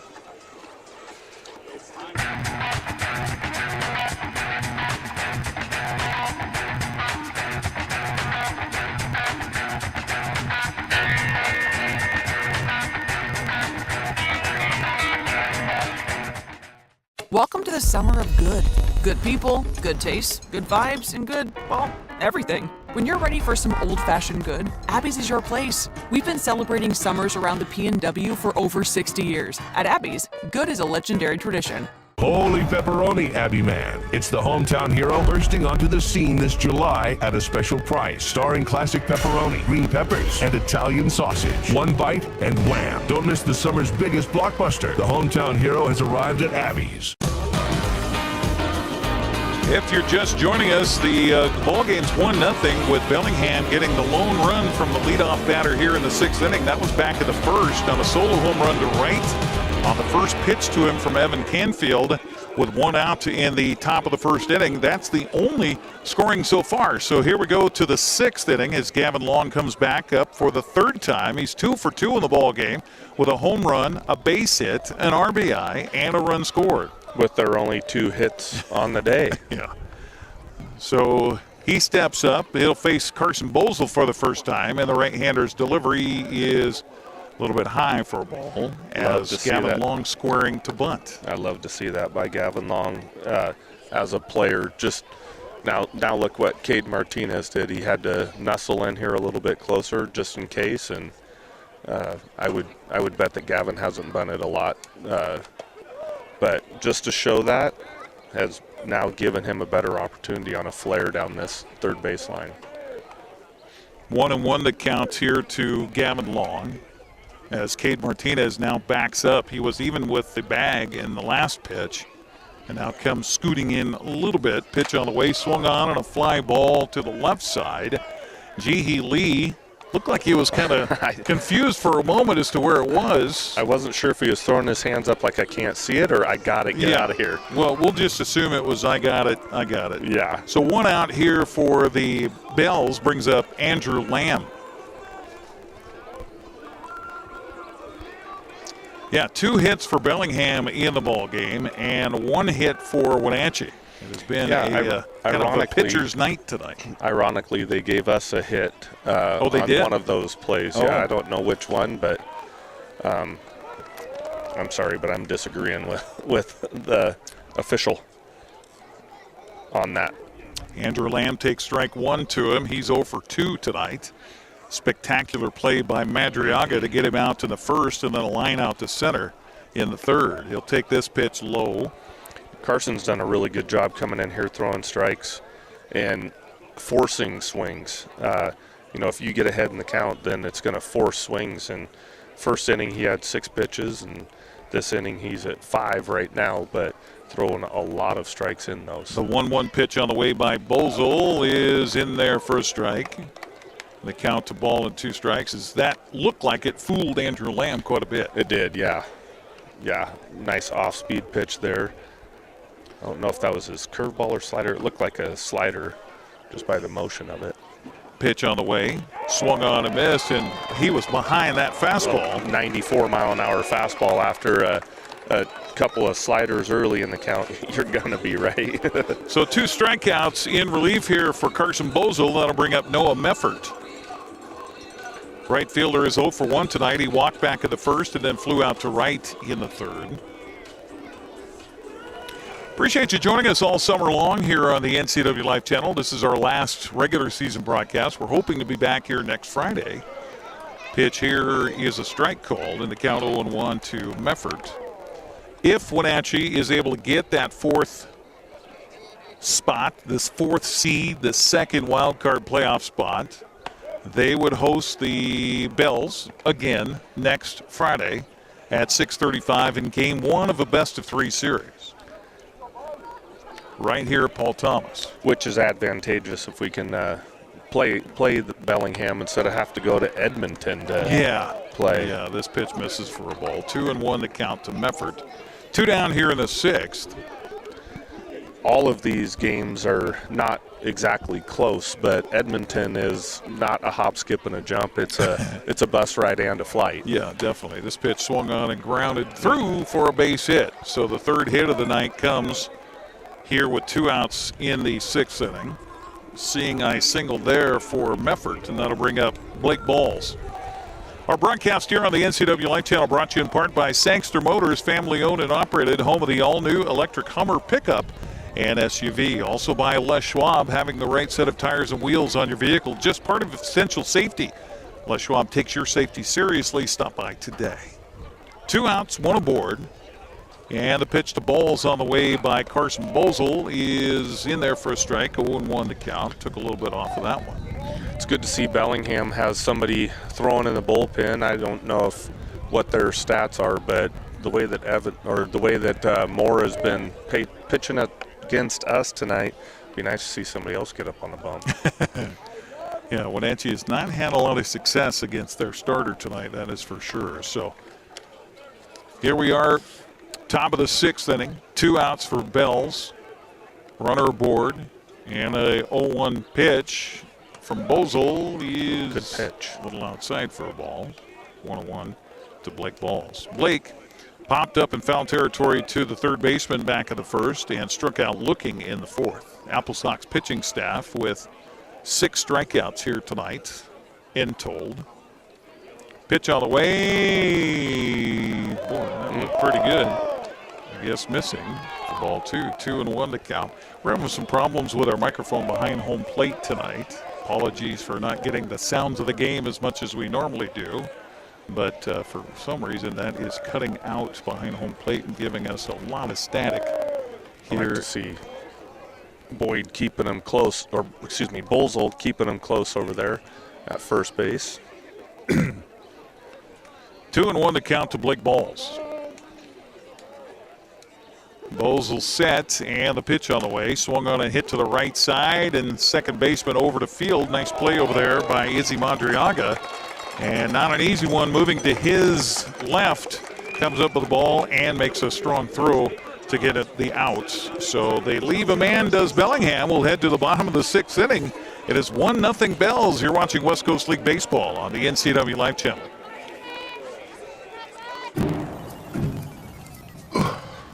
Hey man, how's your arm? Getting better, actually, thanks. Did they give you anything for pain after surgery? Because I think I may have some left over. Nah, that's all right, man. Actually, me and my doctor talked about not sharing prescriptions, and that ibuprofen is a good option for me. The risk of addiction is not worth it. Makes sense. Take the next step. don't share your prescriptions, and talk to your friends about the dangers of opioids. Now's the time to get a great deal on taking care of your property. You need the #1 selling subcompact tractor in the U.S. so you can do it all and do it right. Z-Series mowers that deliver a quality cut, and Sidekick utility vehicles where durability meets speed. Right now, bring home select Kubota equipment with 0% financing available or save up to $2,500.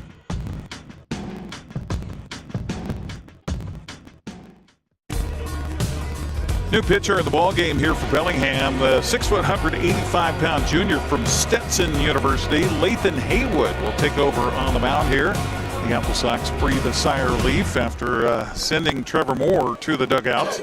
He goes 5 innings tonight, does not allow a run, and just the 1 base hits. The scoreboard giving the Apple Sox a hit on one of those plays that we thought was an error last inning. I'm going to put him down for 1 hit and 3 strikeouts for Moore. So Haywood on the summer 1-1 record with an 8.1 earned run average, making his 6th appearance in relief. He's pitched 10 innings, has allowed 12 hits, has 2 walks and 8 strikeouts. Homegrown kid for Bellingham. If I saw that correctly. Bremerton, excuse me. Yeah. Bremerton, not Bellingham. The bees are over there. It's on the sound. So. Yeah. Cade Martinez will try to turn this game around here offensively for the Apple Sox. He'll lead it off here in the bottom of the 6th as the Sox trail at 1-0. And the first pitch is low and outside for a ball. 1-0 the count as Martinez squares to bunt, and he'll pull the third baseman Nate Kirkpatrick a little closer. 1-0 the count. Izzy Madriaga and Evan Cloyd due up as well here in the 6th for the Apple Sox. Pitch on the way inside. Looked like it was going to hit Martinez the way he buckled away from that one. Yeah, I would have liked to see him lean into that pitch. That's an important get a base runner right there. Yeah, definitely so. This pitch is a called strike, so the count goes to 2-1 on Martinez. Cade 0 for 2 tonight. Ground out and a strikeout. He's the guy to start a rally for us, though, isn't he? Well, he'll take strike 2 here, so the count evens to him at 2 balls and 2 strikes. Good news, Apple Sox fans. Nanaimo leading Kamloops tonight at Sir Stadium. 5-1. That is in the top of the 6th inning. Pitch here swung on a foul at the plate by Martinez. Again, the Apple Sox magic number to clinch a postseason spot is 2 coming into tonight. So if Kamloops loses, that would cut it to 1. Yeah, and we win and we're in. Yep. Pitch here swung on a grounded to the shortstop. In on the ball is the man over there, Aiden Aguayo, and he'll make a strong throw. And that's that true bounce you get now here at Paul Thomas that you couldn't really count on in the past. Yeah, but I was going to mention something about this, but we went to break. Him and Izzy, both on those last 2 plays, if you recognize their hands, they went and got the ball. So on a good field or bad field, they're going to field those because that hop goes immediately into their glove instead of trying to play it as it's coming up into the air. Sure. So both of them were great, very well played. So you're saying, Coach, charge it. Get a good hop. So sometimes you have to sit back. Sometimes you charge it. Because sometimes it's, charge the ball, but you're charging the ball to get yourself into a bad situation. So, charge when necessary, sit back when necessary. And that takes a lot of practice. You have to make that decision in a split second, yes, by you the do. way. This pitch is in there for a strike. 1-1 to count to Izzy Madriaga, who's 0 for 2 tonight with a couple of ground outs. He grounded out to first and to second, so he has pulled the ball twice tonight. The 1-1 count to him with Lathan Haywood delivering. Pitch swung on and hit towards the second baseman. Over to his right is Jacobson. Throw to first, a little bit high, but in time for the out. So 2 pitchers on the night for Bellingham and 2 guys throwing ground ball outs. Oh, my goodness. A lot of ground ball outs. 3, 4, 5, 6, 7, 8, 9, 10, 11, 12. 12 balls have been hit on the ground tonight. Yeah. By us. 12 out of 21. That's pretty good pitching. Evan Cloyd was hit by a pitch in his last at bat. He'll take strike one here from Haywood. 0-1 the count to Evan. Grounded out to third back in the second. This pitch he'll take for a ball. 1-1 the count. Apple Sox have not had a lot of base runners tonight. Just 3 left on the base paths here this evening for Wenatchee. Had 2 aboard back in the third. Couldn't score. Pitch here swung on and fouled ball away. back. Ball and 2 strikes on Cloyd. Other games tonight, Portland leading at Marionberry's 10-4. That's in the top of the 5th. Port Angeles still leading Victoria 4-1. That's now in the bottom of the 6th. This pitch misses for ball 2 to Cloyd. 2 balls and 2 strikes. Corvallis at Springfield tonight leads that one by a score of 7-3. That's in the bottom of the 4th. Top of the 5th in Ridgefield tonight as Evan swings and misses on that one. Ridgefield is leading at home over Walla Walla 7-0. We'll get you the rest of the scores as we come back. As we head to the 7th here at Wenatchee with the Bells leading at 1-0. You're watching West Coast League Baseball on the NCWLIFE channel. Hey, welcome back to Save Mart. What can we help you find today? We're looking for a mattress. Oh, right this way. We got a large selection. We have this pillow top here. Oh, comfortable. We have more to choose from down here. Oh. I think I have the perfect one over here for you. I guess we'll take this one. You'll find it at Save Mart. Full service at a low, low price. At Kennedy Group, we understand that buying and selling is more than a transaction, and it's more than just a house. This is where you will gather with friends and family, and where a lifetime of memories will be made. But buying a home is more than memories. Oftentimes, it's your biggest financial decision. The agents at Kennedy Group understand this and provide real estate advice based on your goals and dreams. Call us today, and let's find your happy place. 1-0 as we head to the 7th inning of play. Nate Kirkpatrick, Rob Jacobson, and Ramana Kiban do up here, the 6, 7, and 8 batters for Bellingham. Our broadcast of NCWLIFE Channel Baseball brought to you by Kennedy Real Estate Group. They're more than selling houses, they're building communities. Buying or selling, call Kennedy Real Estate Group. They're online at kennedygroup.com. That's KENADY Group.com. With Brandon Schmidt and Eric Granstrom with you. As we're in the 7th, they are in the top of the 4th in Seattle. Texas now leads the Mariners 3-1 in Seattle tonight.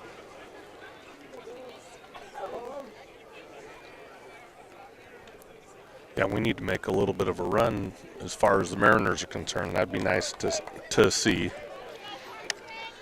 Because Texas is nipping right at our heels. Exactly. And Houston can't stop the Rangers have some great pitching. Yeah, they do.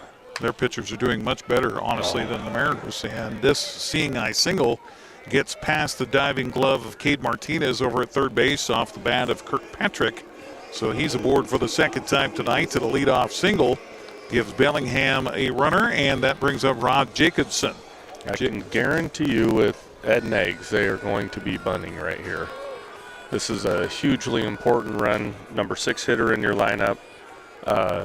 Just go ahead and give away an out, and as you just pointed, Cade's in a perfect position here to field a bunt. Bozel comes set. Here comes the pitch to the plate. Bunted up the first base side. Bozel off the mound will throw to the second baseman covering. And just as you mentioned there, Coach, sacrifice bunts completed successfully. 1-4 on the putouts, and down to second base goes Kirkpatrick. 1 out for the Bells. That'll bring up Ramana Kiban, who is 0 for 2 tonight with a fly out and a strikeout.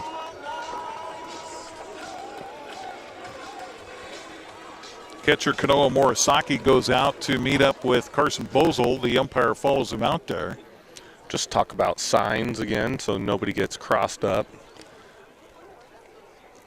Kirkpatrick with the lead at second. Palaio comes in behind him. Pitch by Bozel. Swung on and hit through for a base hit. And rounding third and heading for home is the runner. And the Apple Sox now trail it 2-0 on the RBI single by Ramadik Kiban. Exactly the reason right there why you end up sacrificing, right? You end up sacrifice button, giving up an out just to get your team in a position to get a run. So one in for Bellingham here in the 7th, and that'll bring up Brock Sell. Sell is over, hit a couple of balls in the air, and he'll take the first pitch, missing for ball 1. Flew out to left in the 2nd and popped out to the shortstop in the 5th. Well, the wind started tonight coming in from right field. It then circled around and came in from center field, and now I just felt a little brush of wind at my back from the west. Yeah. Pitch here misses ball 2, 2-0 the count to Sell.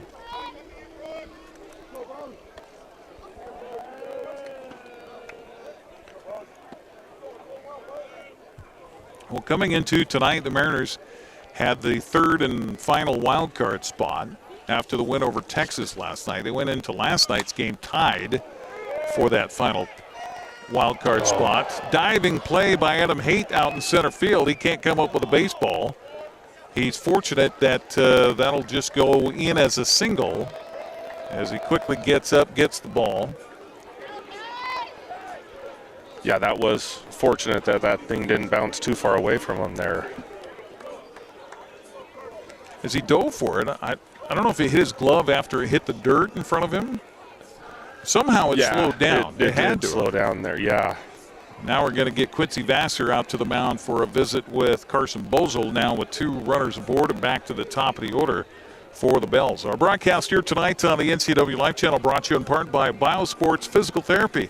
Aquatherapy, sports biomechanics, orthopedic physical therapy, orthotics, all you need to keep moving. Find them online at biosports.net. They're open Monday through Friday, 7 a.m. to 7 p.m. Well, this is the final homestand of the season, so come out to the ballpark. 6:35 game time tomorrow night and 5:35 wrapping it up on Sunday. Sunday, if I'm remembering correctly, is also Hawaiian night here at the ballpark. Throw a coconut, win yourself a trip to Hawaii. Yes, with Sunny FM and Journey Travel, I want to say, is the travel agency involved in that. I had the opportunity to throw the coconut one time. And you did? Yeah, my son's still mad at me that I overthrew it. Pitch here is in for a strike from Carson Bozel, 0-1 the count to Aiden Aguayo. Aguayo's 0 for 3 tonight with a strikeout and a couple of lineouts. He's hit the ball hard when he's hit it, just right at people. Here comes 2 the hard line drives. 0-1 pitch on the way by Bozel. He is in the dirt outside for a ball. Good stop by Morisaki.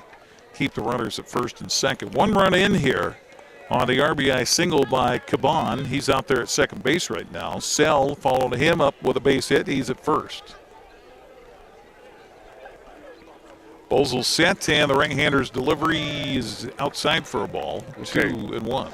So I want you to pay attention to the runner at second base. The Yankees are notorious for this right now, giving signs. So we had that issue the other night with Munoz, who was tipping his pitches. So if you look at the runner at second base here, if you see him throw his arm out to the left, it's going to be an off-speed pitch. That's a fastball. Pitch here is grounded up the third base side past the diving Cade Martinez. Going to score 1 at least as the Bells have extended their lead to 3-0 on the RBI double by Aiden Aguayo.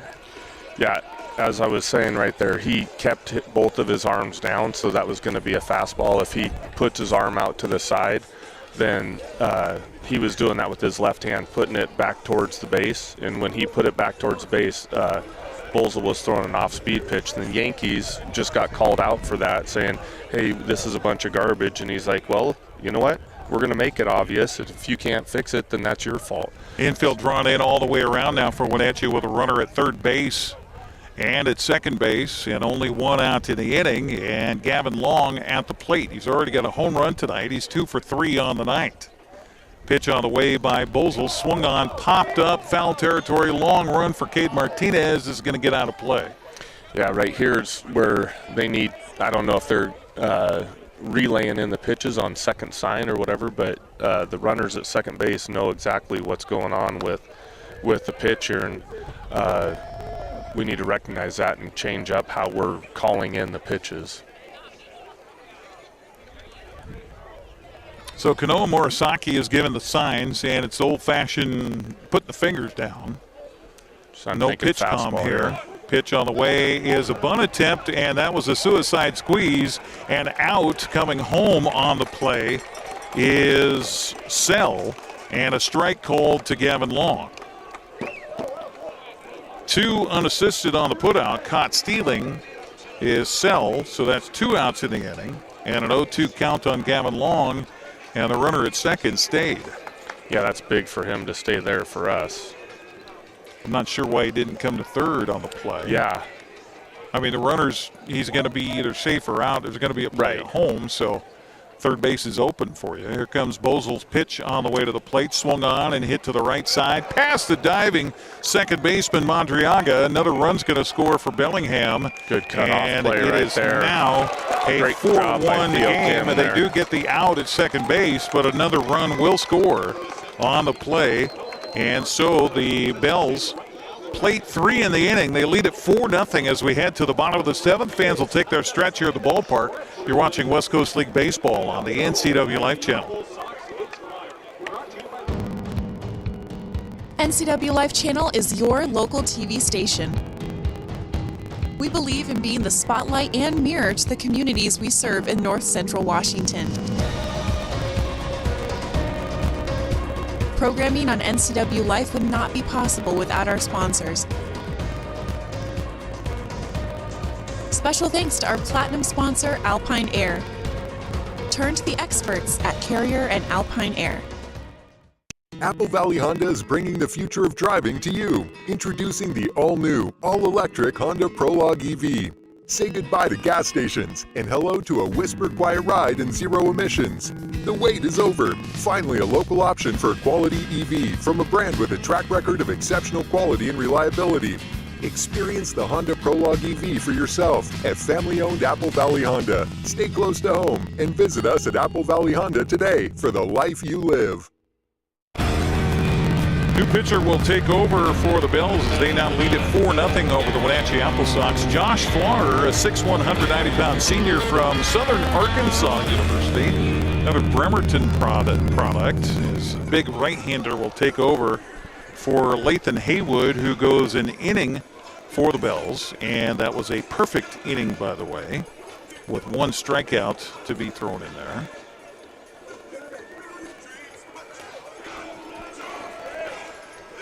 So the starter, Trevor Moore, stands to win this one if the Bells can keep it right where it is. He went 5 innings tonight, allowed just a hit, no runs.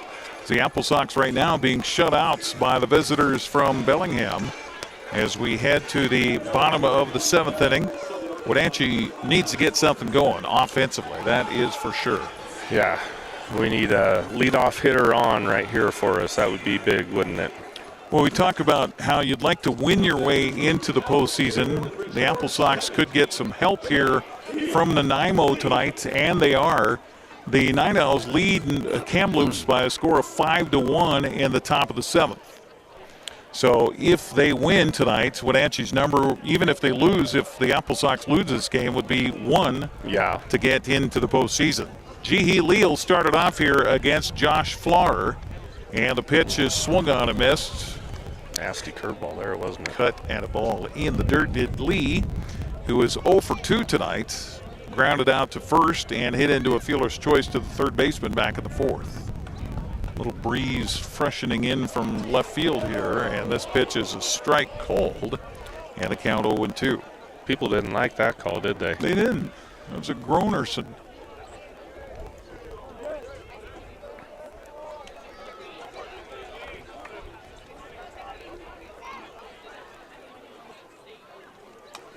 Pitch here is hit foul. So the count remains at 0-2. Flower with a 1-1 record coming in, making his 11th appearance. He's got a 4.43 earned run average in his 22 1/3 innings pitched. So he's thrown a lot this summer for Bellingham. Pitch on the way, swung on a missed, and gone is Lee for the first out here of the 7th inning.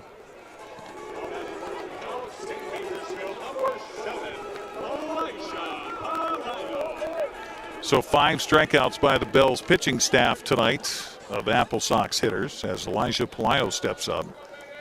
Wenatchee with their 1 hit that we have on our score sheet. They have 2 up on the board, but we've got 1 here. It was back in the 3rd inning on a base hit opposite way by Kanoa Morisaki.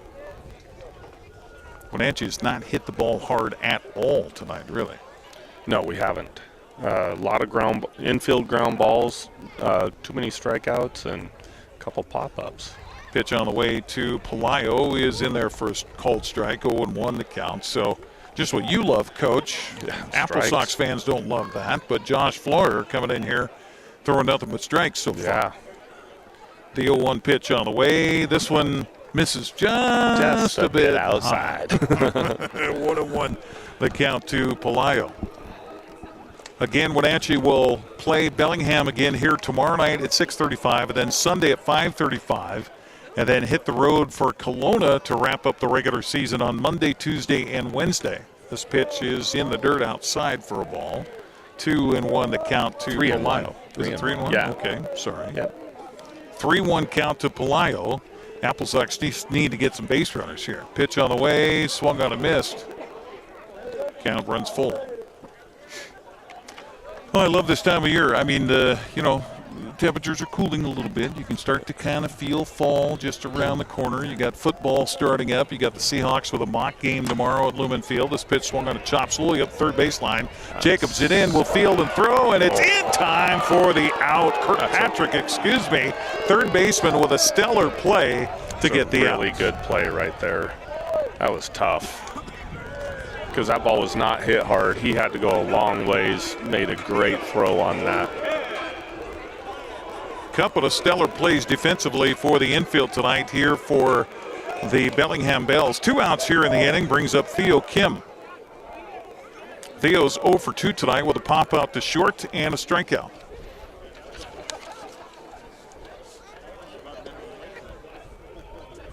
Yeah, they're cutting through us like a hot knife through butter, aren't they? I mean, what do we have?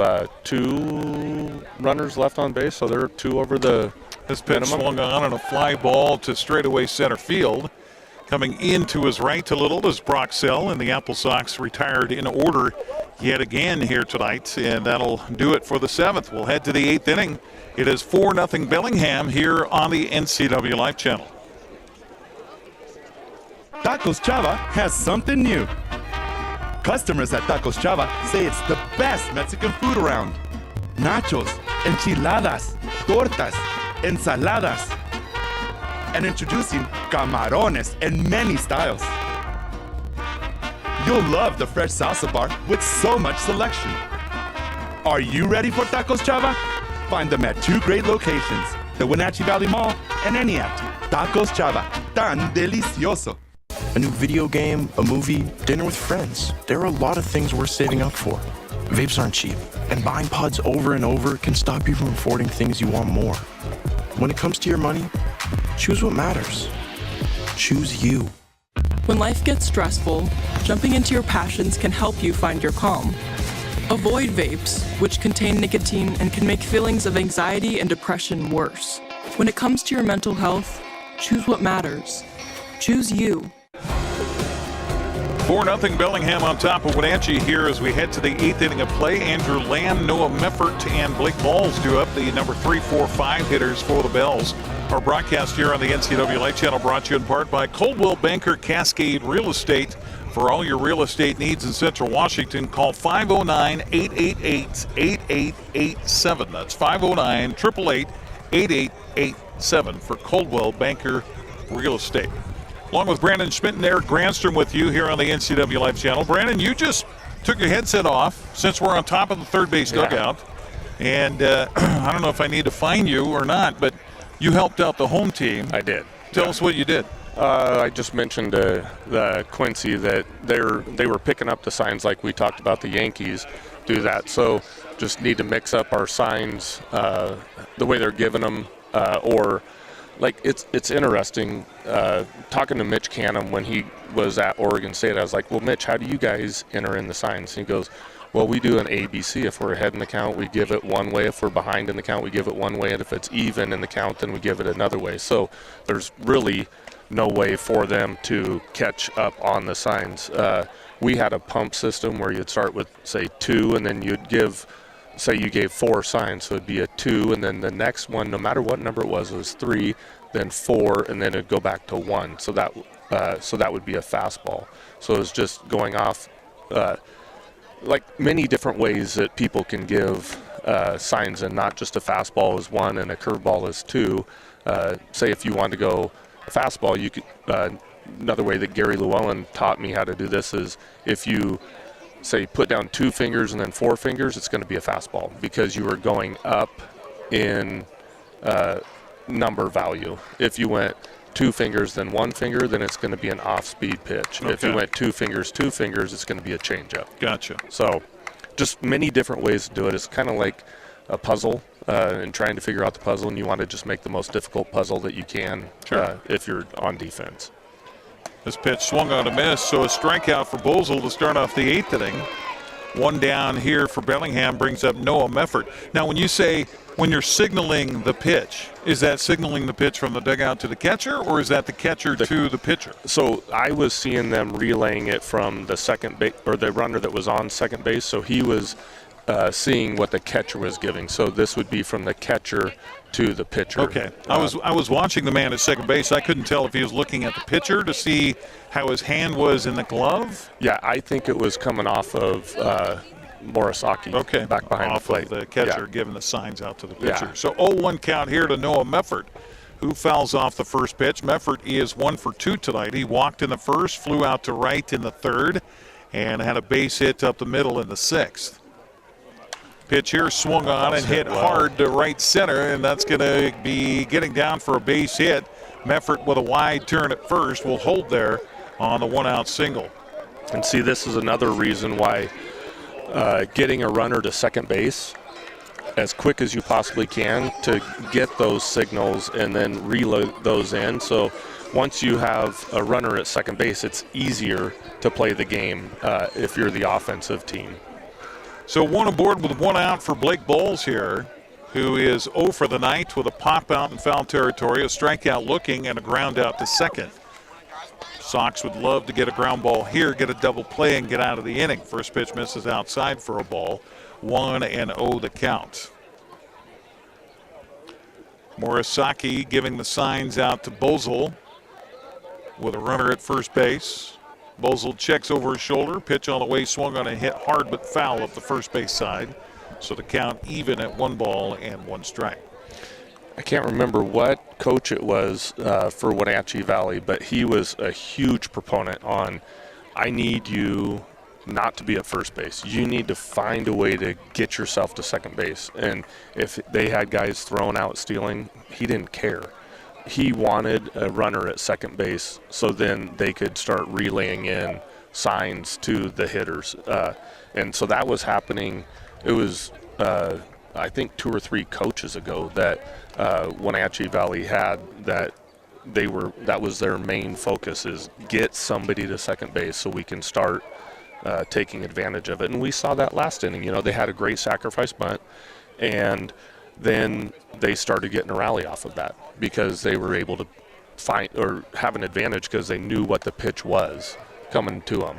Foul back here by Balls, the count to ball and 2 strikes to the catcher for the Bells with a runner at first base.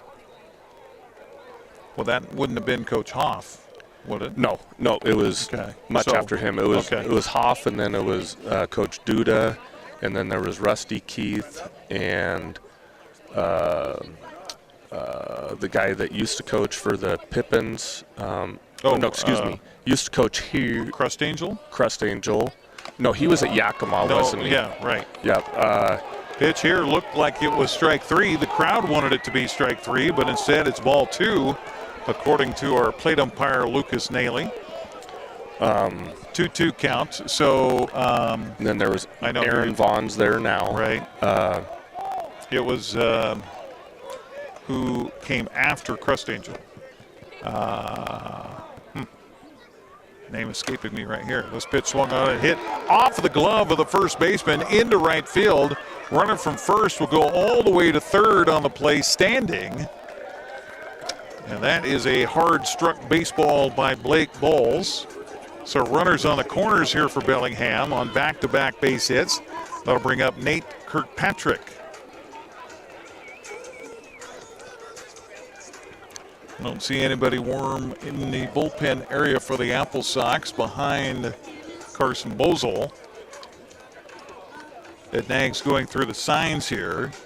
They've already tried a suicide squeeze tonight, so don't be too surprised what you might see. Now Mitch Darlington going to come out and talk to his defense about how to defend what Coach Nags might do here offensively. Our broadcast on the NCWLIFE channel brought to you in part by Global Car Care. Your vehicle is their #1 priority. Diesels and European cars are their specialty. Pick up and drop off available too. Stop by the website at globalcarcare.net. Also by Harvest Valley Pest Control. Living healthy, local, and pest-free, you can rest assured Harvest Valley Pest Control uses kid and pet-safe material around your home or office. Call Harvest Valley Pest Control today for your free estimate at 509-423-2207. That's 509-423-2207. So 2 aboard for the Bells, already leading at 4-0 and trying to add on here in the top of the 8th inning. And Nate Kirkpatrick, who got a base hit and scored a run in the 7th, he's 1 for 2 tonight, steps into the right-handed batter's box.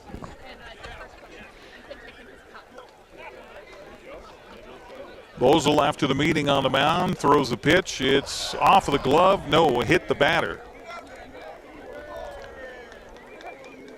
So that loads the bases here for Bellingham. And if you're a glass half full guy, then that means there's a force out at every base. It was Coach Keller. Oh, Coach Keller. Yep, Coach Keller was here, and I believe he coached the Moses Lake Pirates, didn't he? It's too long ago. Yeah, and then Kevin Frady, and then Willis, too. Oh, okay. So they've been through a lot of coaches in Wenatchee Valley. Pitch here swung on and hit foul up the third base side. It's a it's a job that requires a lot of work, and they do not get paid very well. And you have to have another job to go along with that. And unfortunately, they have taken away a lot of the teaching jobs that went along with coaching. So it's hard to get college coaches to stick around for a long while. Pitch here is low. 1-1 to count to Rob Jacobson. Had a sacrifice bunt in the 7th.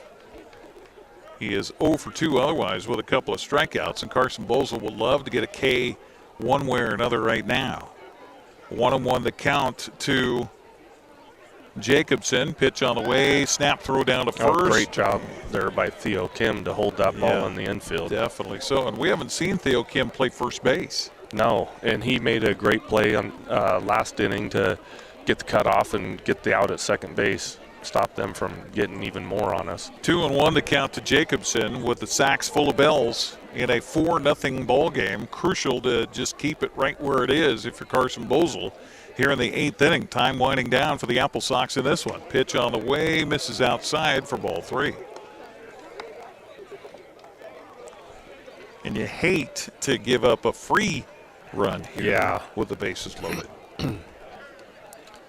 Yeah, make them hit the ball. We'd like a ground ball double play right here. Pitch on the way, swung on and hit in the air to right center, and this is going to get down for a base hit. Score 1 for sure. Runner at second held up, waiting to see if that was going to be caught, so only 1 run will score on the RBI single by Rob Jacobson. It's now the Bells leading it 5-0. That ball was well struck. I'm surprised. Oh, I was going to say I'm surprised we don't have anybody up in the bullpen, but I look down there right now as I was about ready to say that, and we do have somebody up in the bullpen. Right-hander warming up down in the Wenatchee bullpen. Bells with a comfortable lead the way their pitching staff has thrown tonight. Yeah, we haven't been able to get anything off of them, have we, Eric? Bases jammed with now Ramona Kiban stepping to the plate, and the first pitch to him misses for a ball. Kiban with an RBI single in the 7th, his first hit of the night. He's 1 for 3. He also scored a run in that 3-run 7th inning. 1 run in here in the 8th to give some insurance for the Bells. Pitch on the way. Swung on, popped up, foul territory, and coming our way, it is being caught here by Cade Martinez. Big outs for Bosel. Pop foul out. 2 outs in the inning. That'll bring up Roxell. Cade's had a couple of those plays where he had to find the fence over here, and those are a lot tougher than what they look, that's for sure. Nanaimo took a 6-1 lead going into the 8th. Pitch here swung on and hit in the air to the left side. This is a line drive caught by Jihi Lee out there. So, side retired, but not before the Bells get another run. We'll head to the bottom of the 8th inning. A lot of work for the Apple Sox as they trail it now 5-0. You're watching West Coast League Baseball on the NCWLIFE channel.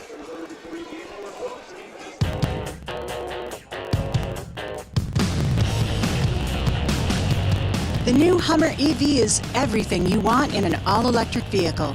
It's powerful, reliable, comfortable, and will take you anywhere you want to go, on-road or off. Why buy one of those lesser EVs when you can have one that uses them for traction? Order your Hummer pickup or SUV today from Sangster Motors, batteries included.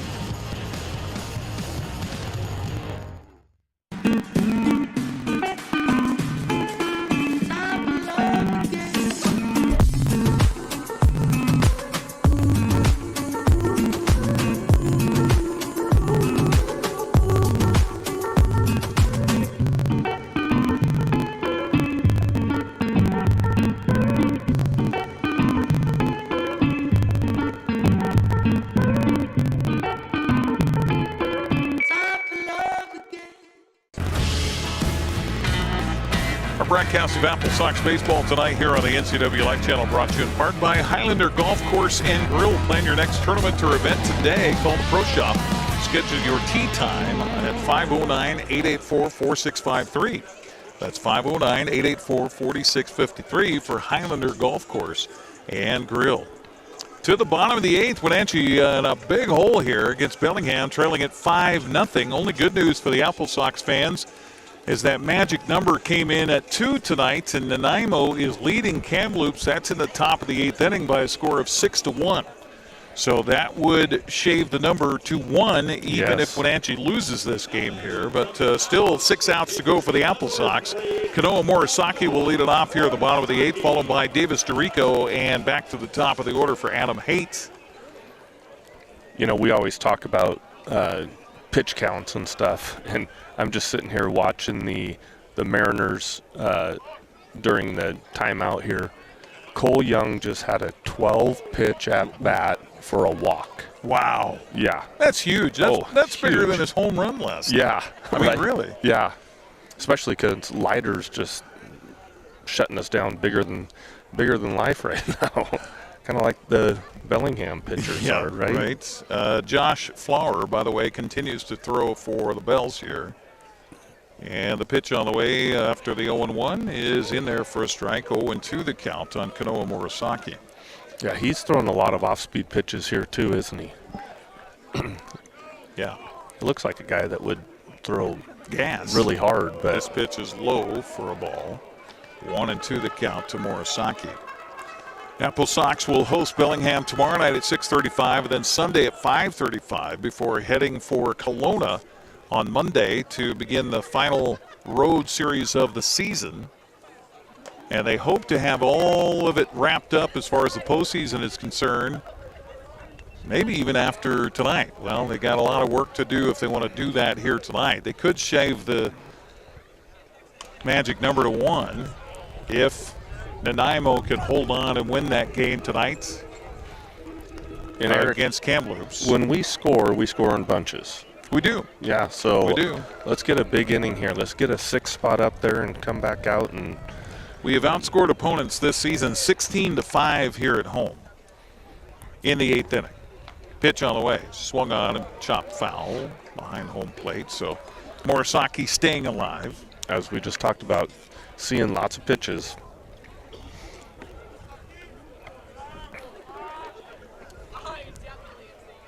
One and two the count to Morisaki. And the pitch on the way to him is swung on and a fly ball to right center. And it'll be the right fielder coming in and making the catch. Noah Meffert out there. So one out for the Apple Sox. And boy, you go back. Sox were retired in order the first 2 innings. They got a runner aboard on a base hit and a walk. They had 2 aboard in the 3rd. They had a runner aboard in the 4th on a hit batsman. Had a runner aboard on an error. Actually, 2 runners aboard on errors in the 5th. Couldn't get anybody home. And now have been, well, let's see, going back to the end of the 5th. We've been shut down in order, haven't we? 8 batters in a row have been retired. Yeah. That's good pitching. Yes, it is. Strike here to DeRico. 0-2 the count to Davis. Sack bunt for him back in the 5th and a strikeout in the 3rd. Pitch on the way. Swung on and a fly ball hit hard. Right at the second baseman. Rob Jacobson able to easily squeeze that one. Kanoa has to be happy with that, though. I mean, that's the unfortunate thing about baseball. You can get a little flare that falls and finds some dirt, and then you hit a ball like that. And you mean Davis? You said Kanoa. Oh, no, Kanoa is the one that swung that, had that last swing there, right? No, Davis DeRico just lined out. Kanoa Morisaki you're right. Flew out to right field. My fault. That's okay. Where am I at? It's okay. Oh, thank you. Davis DeRico, yes. My apologies, Davis. My apologies. It's all right. It's all good. Adam Haight steps up here looking for his first safe hit of the night. Been aboard twice on an error and a walk. The pitch here swung on a line drive right to the second baseman again, Rob Jacobson. And, boy, just everything that the Apple Sox seemed to hit seemed to find exactly into a piece of leather for Bellingham. We'll head to the 9th inning of play with Bellingham on top 5-0 here on the NCWLIFE channel.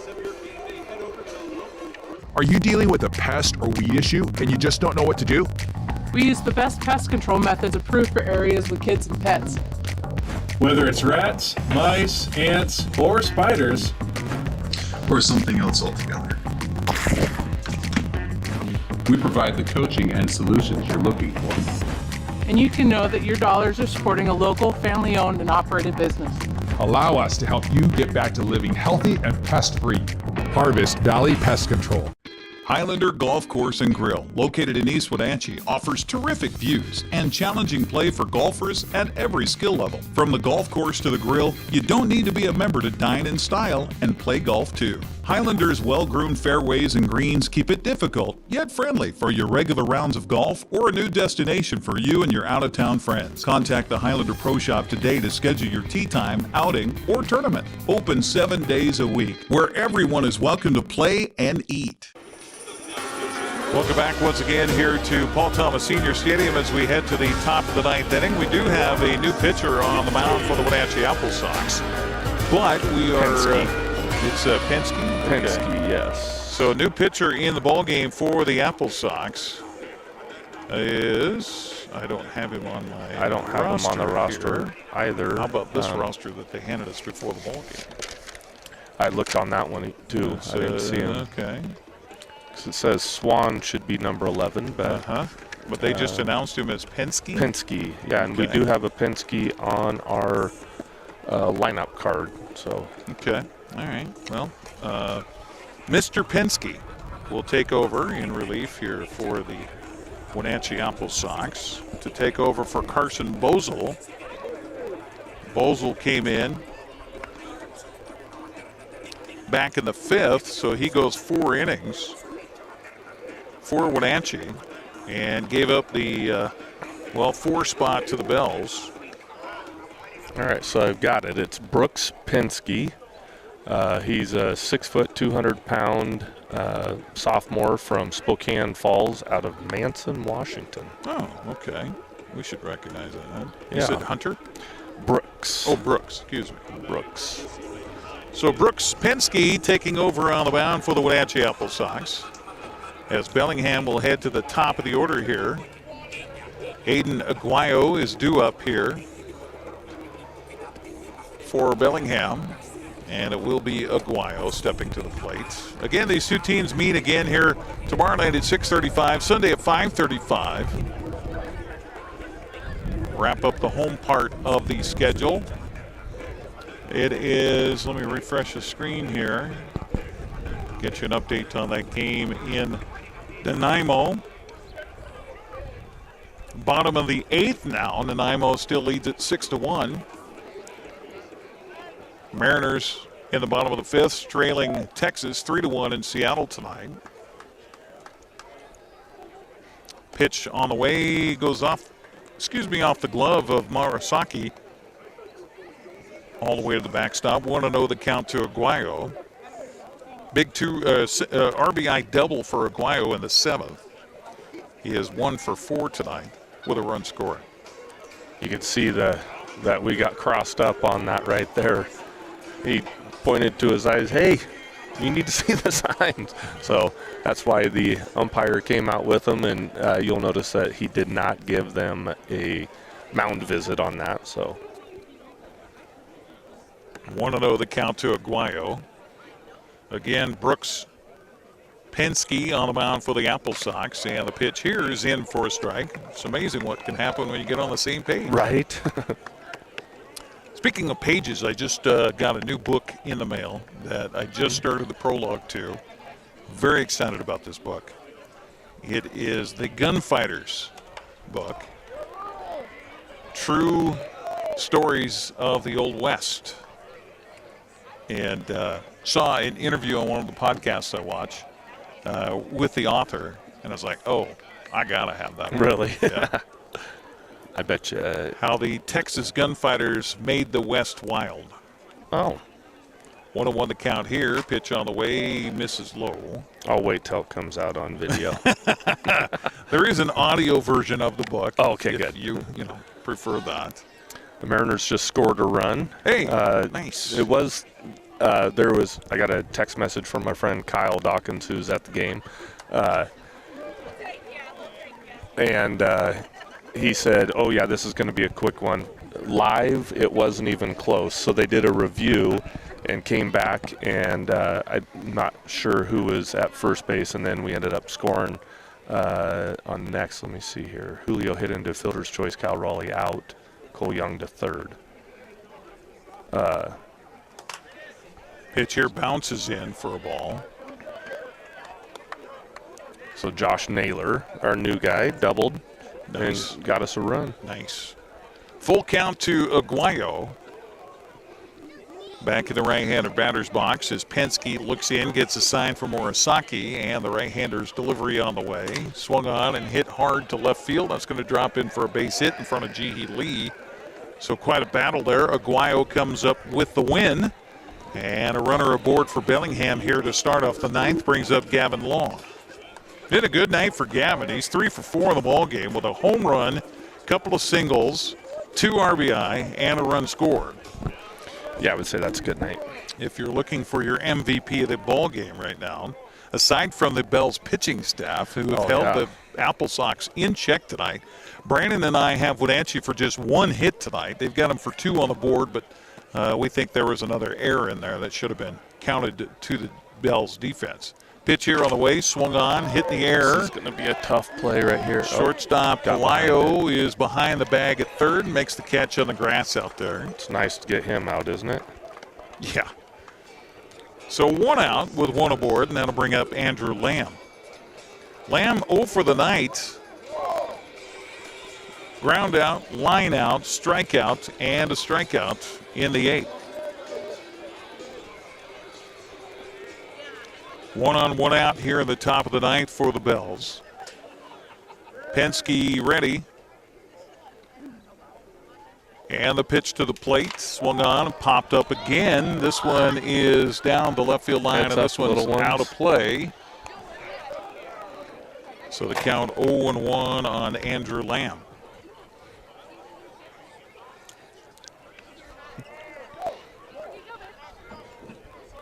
Noah Meffert waiting on deck here for the Bells. There's one out here in the inning with a runner aboard. And an 0-1 count on Andrew Lamb. This pitch off speed misses for ball one. I'd like to thank our crew for our helping out on the broadcast tonight. Back in the studios, Ethan Leonard, our studio producer. Line producer tonight on site, Tucker Wagner. Dan Kuntz also sauntering about here this evening on camera and helping out with line production. On the cameras, Dan started us off out in center field. Runner from first goes. Pitch is chopped to the first baseman off the glove of Theo Kim, and that's going to put a runner aboard at first.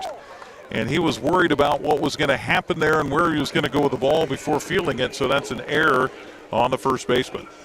Yeah, it looked like he had his glove perfectly fine, then his hand got in there and it just knocked off of his hand. His bare hand there.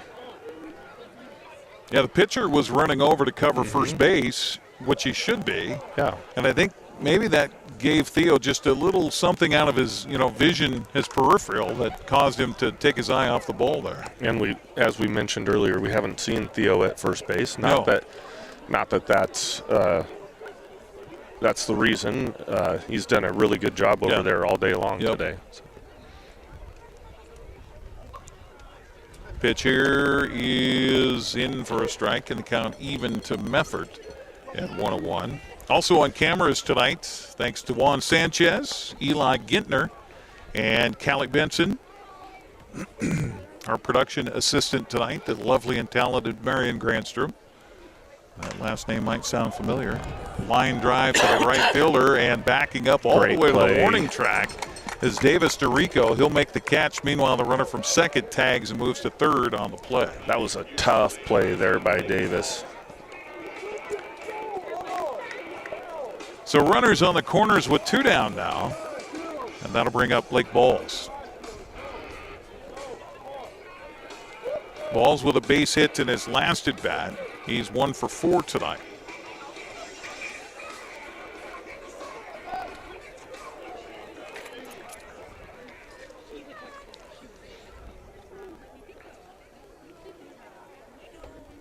Penske ready, and the pitch on the way to the plate is low for a ball. 1-0 the count. Yeah, it looks to me, looking up on the stats on the WCL website, and it looks like this might be Brooks's first appearance. Doing a good job so far. Penske's delivery is a check swing and a strike called by the home plate umpire. Evens the count of 1 ball and 1 strike. I could foresee Ed putting on an early steal here and seeing if he couldn't get Penske to jump, maybe balk on this. I know in coaching against him in high school, he would do that a lot. Now, Brooks has a lot more experience than what a lot of high school pitchers do. So hopefully he holds his composure and holds his water. Yes. Okay, gotcha. 2-1 to count to Balls. Penske's delivery in there for a strike. Count even at 2 balls and 2 strikes. Right. Top of the 9th inning in Nanaimo. Night Owls lead it 6-1, trying to get the final 3 outs there and help shave Wenatchee's magic number to 1. Apple Sox here at home tonight trail it 5-0 to visiting Bellingham. We're in the top of the 9th inning. Pitch here swung on and missed. And gone are the Bells in the 9th. The Apple Sox with a lot of work to do as we head to the bottom of the 9th inning. Bells on top 5-0. It's West Coast League Baseball on the NCWLIFE channel. You trust the same doctor for your health and the same dentist for your smile. Trust Global Car Care to keep your vehicle running strong. We track your car's history so it gets the right care at the right time. With our 3-year, 36,000-mile warranty on parts and labor, you'll drive away with confidence. Global Car Care, your automotive experts. We service all makes and models, but specialize in Sprinter vans, Mercedes, Audi, Volkswagen, and BMW. Call or visit us today. The agents of Kennedy Real Estate Group are committed to providing the ideal client experience. We believe in the power of relationships. Why? Because we don't just work here, we live here. From the nonprofits we serve, the parks where we play, and the local businesses we support, our team understands the value of living in the Wenatchee Valley. Let's begin your real estate story. Welcome back once again here to Paul Thomas Senior Stadium. New pitcher in the ball game for the Bells is 6'1", 190-pound freshman out of Stanford, Colt Peterson. He's from Tustin, California, which I have not heard of before. No, I haven't either. Colt Peterson taking over, trying to get the final 3 outs here for the Bells. He will face the 2, 3, and 4 hitters, Cade Martinez, Izzy Madriaga, and Evan Cloyd. It has been a quiet night for the Apple Sox offensively. We only have them for 1 hit. The scoreboard is nice enough to give them 2 hits, but they have not even sniffed a run tonight. Apple Sox got a runner as far as second base. Actually, no, third base back in the 5th inning, but that was a short-lived situation. Colt Peterson on the summer is 1-0 with a .61 ERA. With 7 games that he's appeared in, started 3, 2 saves, 14.2 innings and 18 strikeouts in those 14.2 innings. Wow. Wow. Yeah.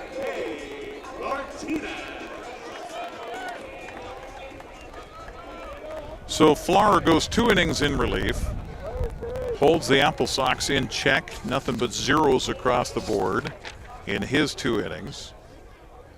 As he got 1 strikeout, nary a ball or a walk. First pitch here is in for a strike to Cade Martinez, 0-1 the count. Again, it has been a tough night for the Apple Sox offensively, and you give a tip of the cap to Bellingham and the pitching job they've done this evening. The 0-1 pitch is missing for a ball. 91-mile-an-hour fastball, and again, this is effortless looking out of Colt Peterson, isn't it? Very fluid. Peterson looks in, gets the sign from Blake Balls, and the pitch on the way is high for ball 2. And if you're the Apple Sox and Cade Martinez, you just got to get on base. Somehow get on base. We got to get something down going 5-0 here. And they bottom of the 9th. Pitch on the way. Swung on a hit to the left side. Backing up is the third baseman, Kirkpatrick. His throw across goes off the glove of the first baseman, out of play. So down to second goes Cade Martinez. Well, it's a good job getting yourself on base. Ball was hit pretty hard off the bat. Doesn't have an exit velo on that one, but ball was hit hard and it made him retreat. He did a good job of retreating on that because that was the only way that he was going to field that ball, but just put himself into a deep throw that he had to make and just was a little short on it. They're going to give an error to the third baseman on the throw? Yeah, that's what I would give. Okay. So an error puts a runner at second base in scoring position for the Apple Sox. This is the unfortunate thing that we look up at the scoreboard and it's 12 hits for Bellingham and 2 for us. Yeah. It's hard to win games when you're only getting 2 hits. Yeah. And give up 12. Yes. Yeah. And this could be a preview of the playoffs if, in fact, Wenatchee's able to get that 4th playoff spot, the 2nd wild card seed. They would play Bellingham again a week from tonight right here at Paul Thomas Senior Stadium. Yeah. Oh, the Portland Pickles are winning tonight. I know that's a shock. This pitch is in there for a strike. 0-1 the count to Madriaga. That game still in the top of the 9th inning in Nanaimo. 6-1, the Night Owls lead Kamloops. Here comes the 0-1 pitch by Peterson. After a long look at second base, on the way, it's low for a ball. Good framing by the catcher. Yeah. He's sticking right around that 91-mile-an-hour velocity. Top of the 8th in Chemeketa Stadium tonight, where Portland leads Marionberries 17-4. The offensive output of the Pickles this year has been unbelievable. Yeah, every time you turn around, they're winning a game, aren't they? Corvallis has been hot here in the second half. They lead in the bottom of the 6th tonight at Springfield, 12-4. Pitch on the way. Strike call. Boy, that was a deliberate call by our home plate umpire tonight. Yeah, very delayed there, wasn't it? 2-2 to count to Madriaga. Apple Sox just trying to get off the goose egg on the scoreboard right now. Trailing at 5-0 here, bottom of the 9th inning. 1 on, nobody out. 2-2 count to Madriaga with Evan Cloyd waiting on deck.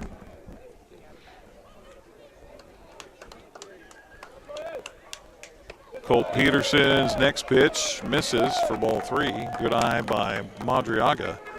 Count runs full with first base open. Any way on. Right now you throw out the desire to have a good batting average and you just get on any way you can.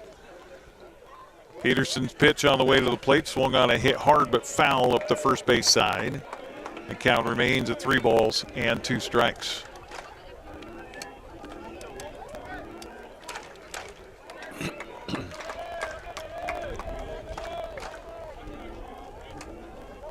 Colt Peterson, the 4th pitcher of the night, trying to clean things up and give the win to Trevor Moore, who started the game, went 5 innings, allowed just 1 hit and no runs. Here comes the pitch on the way, high and inside. So down to first base on a walk goes Madriaga.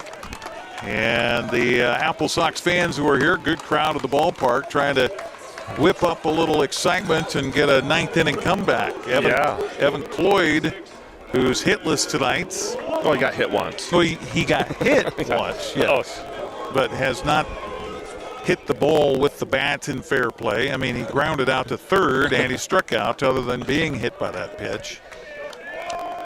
Wouldn't a jolt over the fence put a jolt in the offense right here for Wenatchee? Pitch on the way to Cloyd. It does go over a fence, but it's over the tennis court fence in foul territory on the first base side. 0-1 to Cloyd.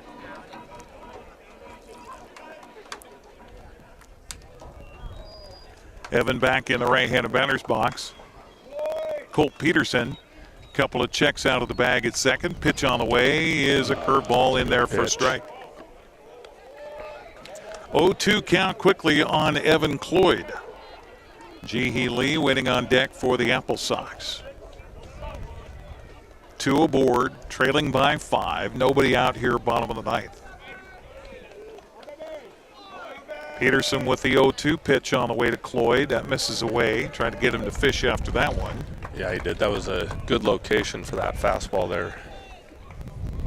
Little bit of a breeze. Nothing too strong here at the ballpark. You can hear it in the microphones blowing in from left field. 1-2 the count to Cloyd. And the pitch on the way. Swung on a fly ball to left field into that wind, and it will be caught by the center fielder. The runner from second tags. The throw in will be not in time. A flip over to the bag at second. No, he'll fake the flip over there. That ball was hit very well, but got hung up in the wind there. And then I don't know if you guys saw this or not, but the second baseman kind of threw his hands like, dude, throw the ball to me on that. So important, like we've talked about all year, keep the force out in order. And so he tries to make the big play and throw Cade out. He's on the mound. That's a balk. If the pitcher is on the mound without the ball, it's a balk. The third baseman never gave the ball back to the pitcher. So Mitch Darlington comes over to the bag at third. As you mentioned, the pitcher was on the mound pretending like he had the ball. Yes, that should be a The balk. runner took his lead at third base. See, that's what I said. The third baseman on that throw in faked like he threw the ball over to second, then kept it, but then never gave it back to the pitcher. Right. Yeah. Again, going back to that, second baseman was saying, hey, give me the ball, keep the force in order there. Now, and then back to my statement, he can't be on the mound without the ball. Yep. So a run's going to score on the balk. Apple Sox now trail it 5-1.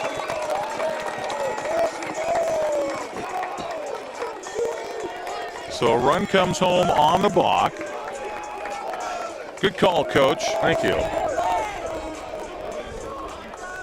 So the fans feeling a little maybe magic in their rally caps here tonight at Paul Thomas Senior Stadium, as it has become a 5-1 ball game with Ji-Hee Lee waiting for a pitch to come his way. Colt Peterson gets visited by Blake Balls. I'll give them credit. That was a nice tricky play, but it was. The pitcher can't engage the rubber there. Well, he can't even be on the mound. Okay. So like he walked up onto the top of the mound there. And so if you're doing that, you have to have the ball. Again, a balk is a deception of the runner, right? That's the definition of a balk. And they were deceiving the runner by the pitcher going up on the mound there. Now, one balk that you don't ever see called, but it is actually a balk, is if the catcher starts outside of the catcher's box. So as you can see it here, there's a box drawn in behind home plate. That's considered the catcher's box. So if the catcher is outside of the box at the time of the delivery of the pitch, that's actually a balk. Okay. So it's not one that you see very often, but it actually is considered a balk. So, and it's a balk on the catcher, not on the pitcher. Right. Ed Nags came in to have a little discussion with a home plate umpire, and that is now settled. Runner at third for the Apple Sox with 1 run in and 1 out in the inning. And Ji-Hee Lee stepping up, and the first pitch to him by Colt Peterson on the way. And that's an off-speed pitch. It's in there for a strike. 0-1 the count. Elijah Palaio waiting on deck, hoping for an opportunity here as the Apple Sox have scored 1 here in the bottom of the ninth with 1 out. And it comes on a balk. On a little trick play at third base. Pitch on the way here, swung on a chopped foul up the third base side. And they count 0-2 on Ji-Hee Lee. Ji-Hee tonight grounded out to first in the second, hit into a fielder's choice to third in the fourth, and struck out swinging in the seventh. Just trying to keep the inning going and keep the chance alive for the Apple Sox here. The 0-2 pitch by Peterson on the way is missing a little outside. I guess, huh? 1-2 the we'll count. Take that one. Didn't miss by much. No. Get you up to date on the Mariners, now trailing Texas 3-2 in the top of the 7th inning in Seattle tonight. Mariner fans hoping for some late inning magic as well. Strike 3 called. Gone is Ji-Hee Lee for the second out of the 9th inning. First strikeout in relief here by Colt Peterson. So the Apple Sox are down to their final out here with Elijah Palaio stepping up. He's 0 for 3 tonight with a couple of groundouts and a flyout. Yeah, that's tough to be taking that pitch with 2 strikes on you, isn't it? Apparently fooled on the pitch by Peterson. Right-hander's delivery here is a little low for a ball. 1-0 the count. Again, Blake Balls does what so many catchers you see do these days. They start with the glove low and then bring the ball back up and the glove back up into the strike zone. Trying to frame it for the home plate umpire. The 1-0 pitch here is in the dirt. Nice stop by Balls. Keeps the runner at third base. 2-0 the count. The runner at third is Izzy Madriaga. Got aboard on a walk after Cade Martinez started the inning off, getting aboard on a throwing error on the third baseman. He has come around to score on a balk called on a hidden ball trick attempt at third base. Here comes the pitch on the way. It's in there for a strike, and the count 2-1 on Elijah Pelayo. I like that take right there. It wasn't a pitch that he could hit hard, and you're ahead 2-0 in the count. You're looking for a pitch that you can hit hard and keep this thing going. 2-1 pitch from Peterson on the way, low for ball 3.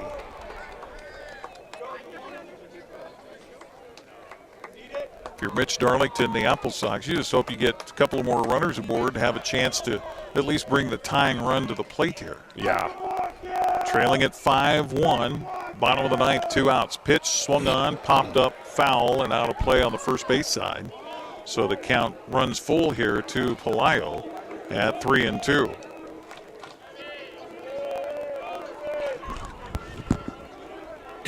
Elijah takes a little saunter out of the batter's box. Now steps back in.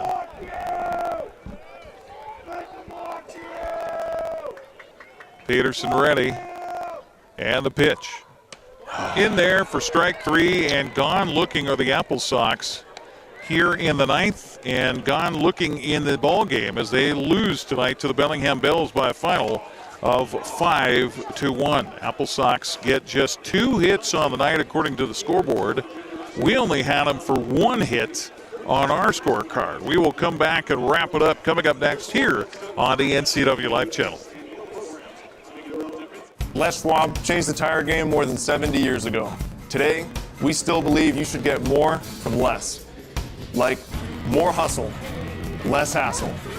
More of the best service around, less of the runaround. Because we include America's best tire warranty in every tire we sell. So you get more unbeatable warranty, less charging you extra. It's why we're more than proud to say, you get more from less. Whether you're a new homeowner or looking to update, Save Mart in Wenatchee has everything you need.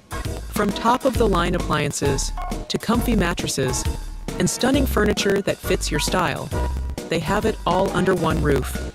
With great deals and expert customer service, you'll find the perfect pieces for your space and your budget.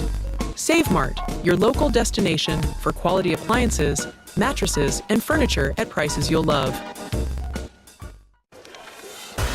Welcome back one more time around here at Paul Thomas Senior Stadium, where the Wenatchee Apple Sox go down to defeat tonight to the Bellingham Bells by a score of 5-1. And give credit all the way around to the Bellingham pitching staff tonight. Trevor Moore gets the win. He goes 5 innings, 1 hit, no runs, 3 strikeouts, a walk, and a hit batsman. And then it was up to their bullpen. Lathan Haywood shut him out for an inning. Josh Flower shut out the Apple Sox for 2 innings. And then Colt Peterson does give up a run. It was not earned in that ninth inning of play as the Apple Sox score 1, but go into the night with a defeat here by a score of 5-1. 12 hits on the night for Bellingham. We have the Apple Sox with just 1. They might be kind and give them 2 in the ball game. But again, offensively, Gavin Long with a 3-hit night for the Bells. He gets a solo home run to start things, and as it turns out, that nearly was enough just right there in the first inning, Brandon Schmidt. And the good news is the Apple Sox can come back tomorrow night and still win this series. Yeah, and looking at the Nanaimo game, they're ahead 6-2 right now, so we can take that away, and hopefully Nanaimo can pull this thing off, and we'll walk away 1 game closer to finding ourselves in the playoffs. But we did have some shining moments tonight. It was good to see Brooks Penske come out there. Final score now. So Nanaimo does hang on and beat Kamloops tonight by a score of 6-2. So it is a win for the Nanaimo. It's a loss for Kamloops. So Wenatchee is now 1 game away, win or lose, from getting into the postseason, which would be right now a meeting with Bellingham here a week from tonight, here at Paul Thomas Senior Stadium. Yeah, that would be nice. And obviously, it's going to be a tight series between the two of us.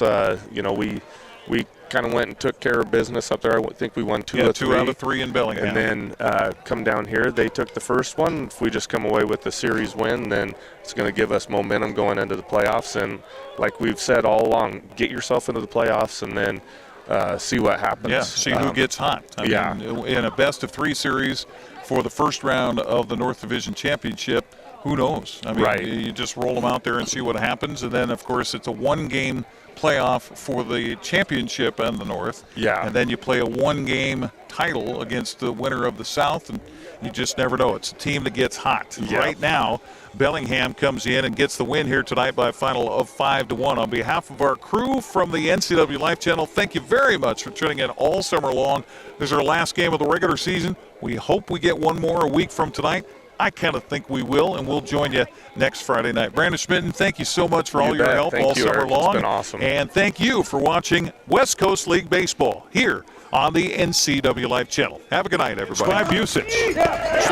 Thanks for watching Wenatchee Apple Sox Baseball right here on the NCWLIFE channel. Tonight's broadcast was sponsored by our Platinum supporter, Alpine Air Heating and Cooling. Also by Abby's Pizza, Apple Valley Honda, Biosports Physical Therapy, Caldwell Banker Cascade Real Estate, Global Car Care, Harvest Valley Pest Control, the Highlander Golf Course and Grill, the Kennedy Real Estate Group, Les Schwab, Sangster Motors, Save Mart, Taco Shava, Together for Youth, Valley Tractor, and Alpine Air Heating and Cooling. This has been a special presentation of NCWLIFE Channel Sports. We now return you to normal programming already in progress.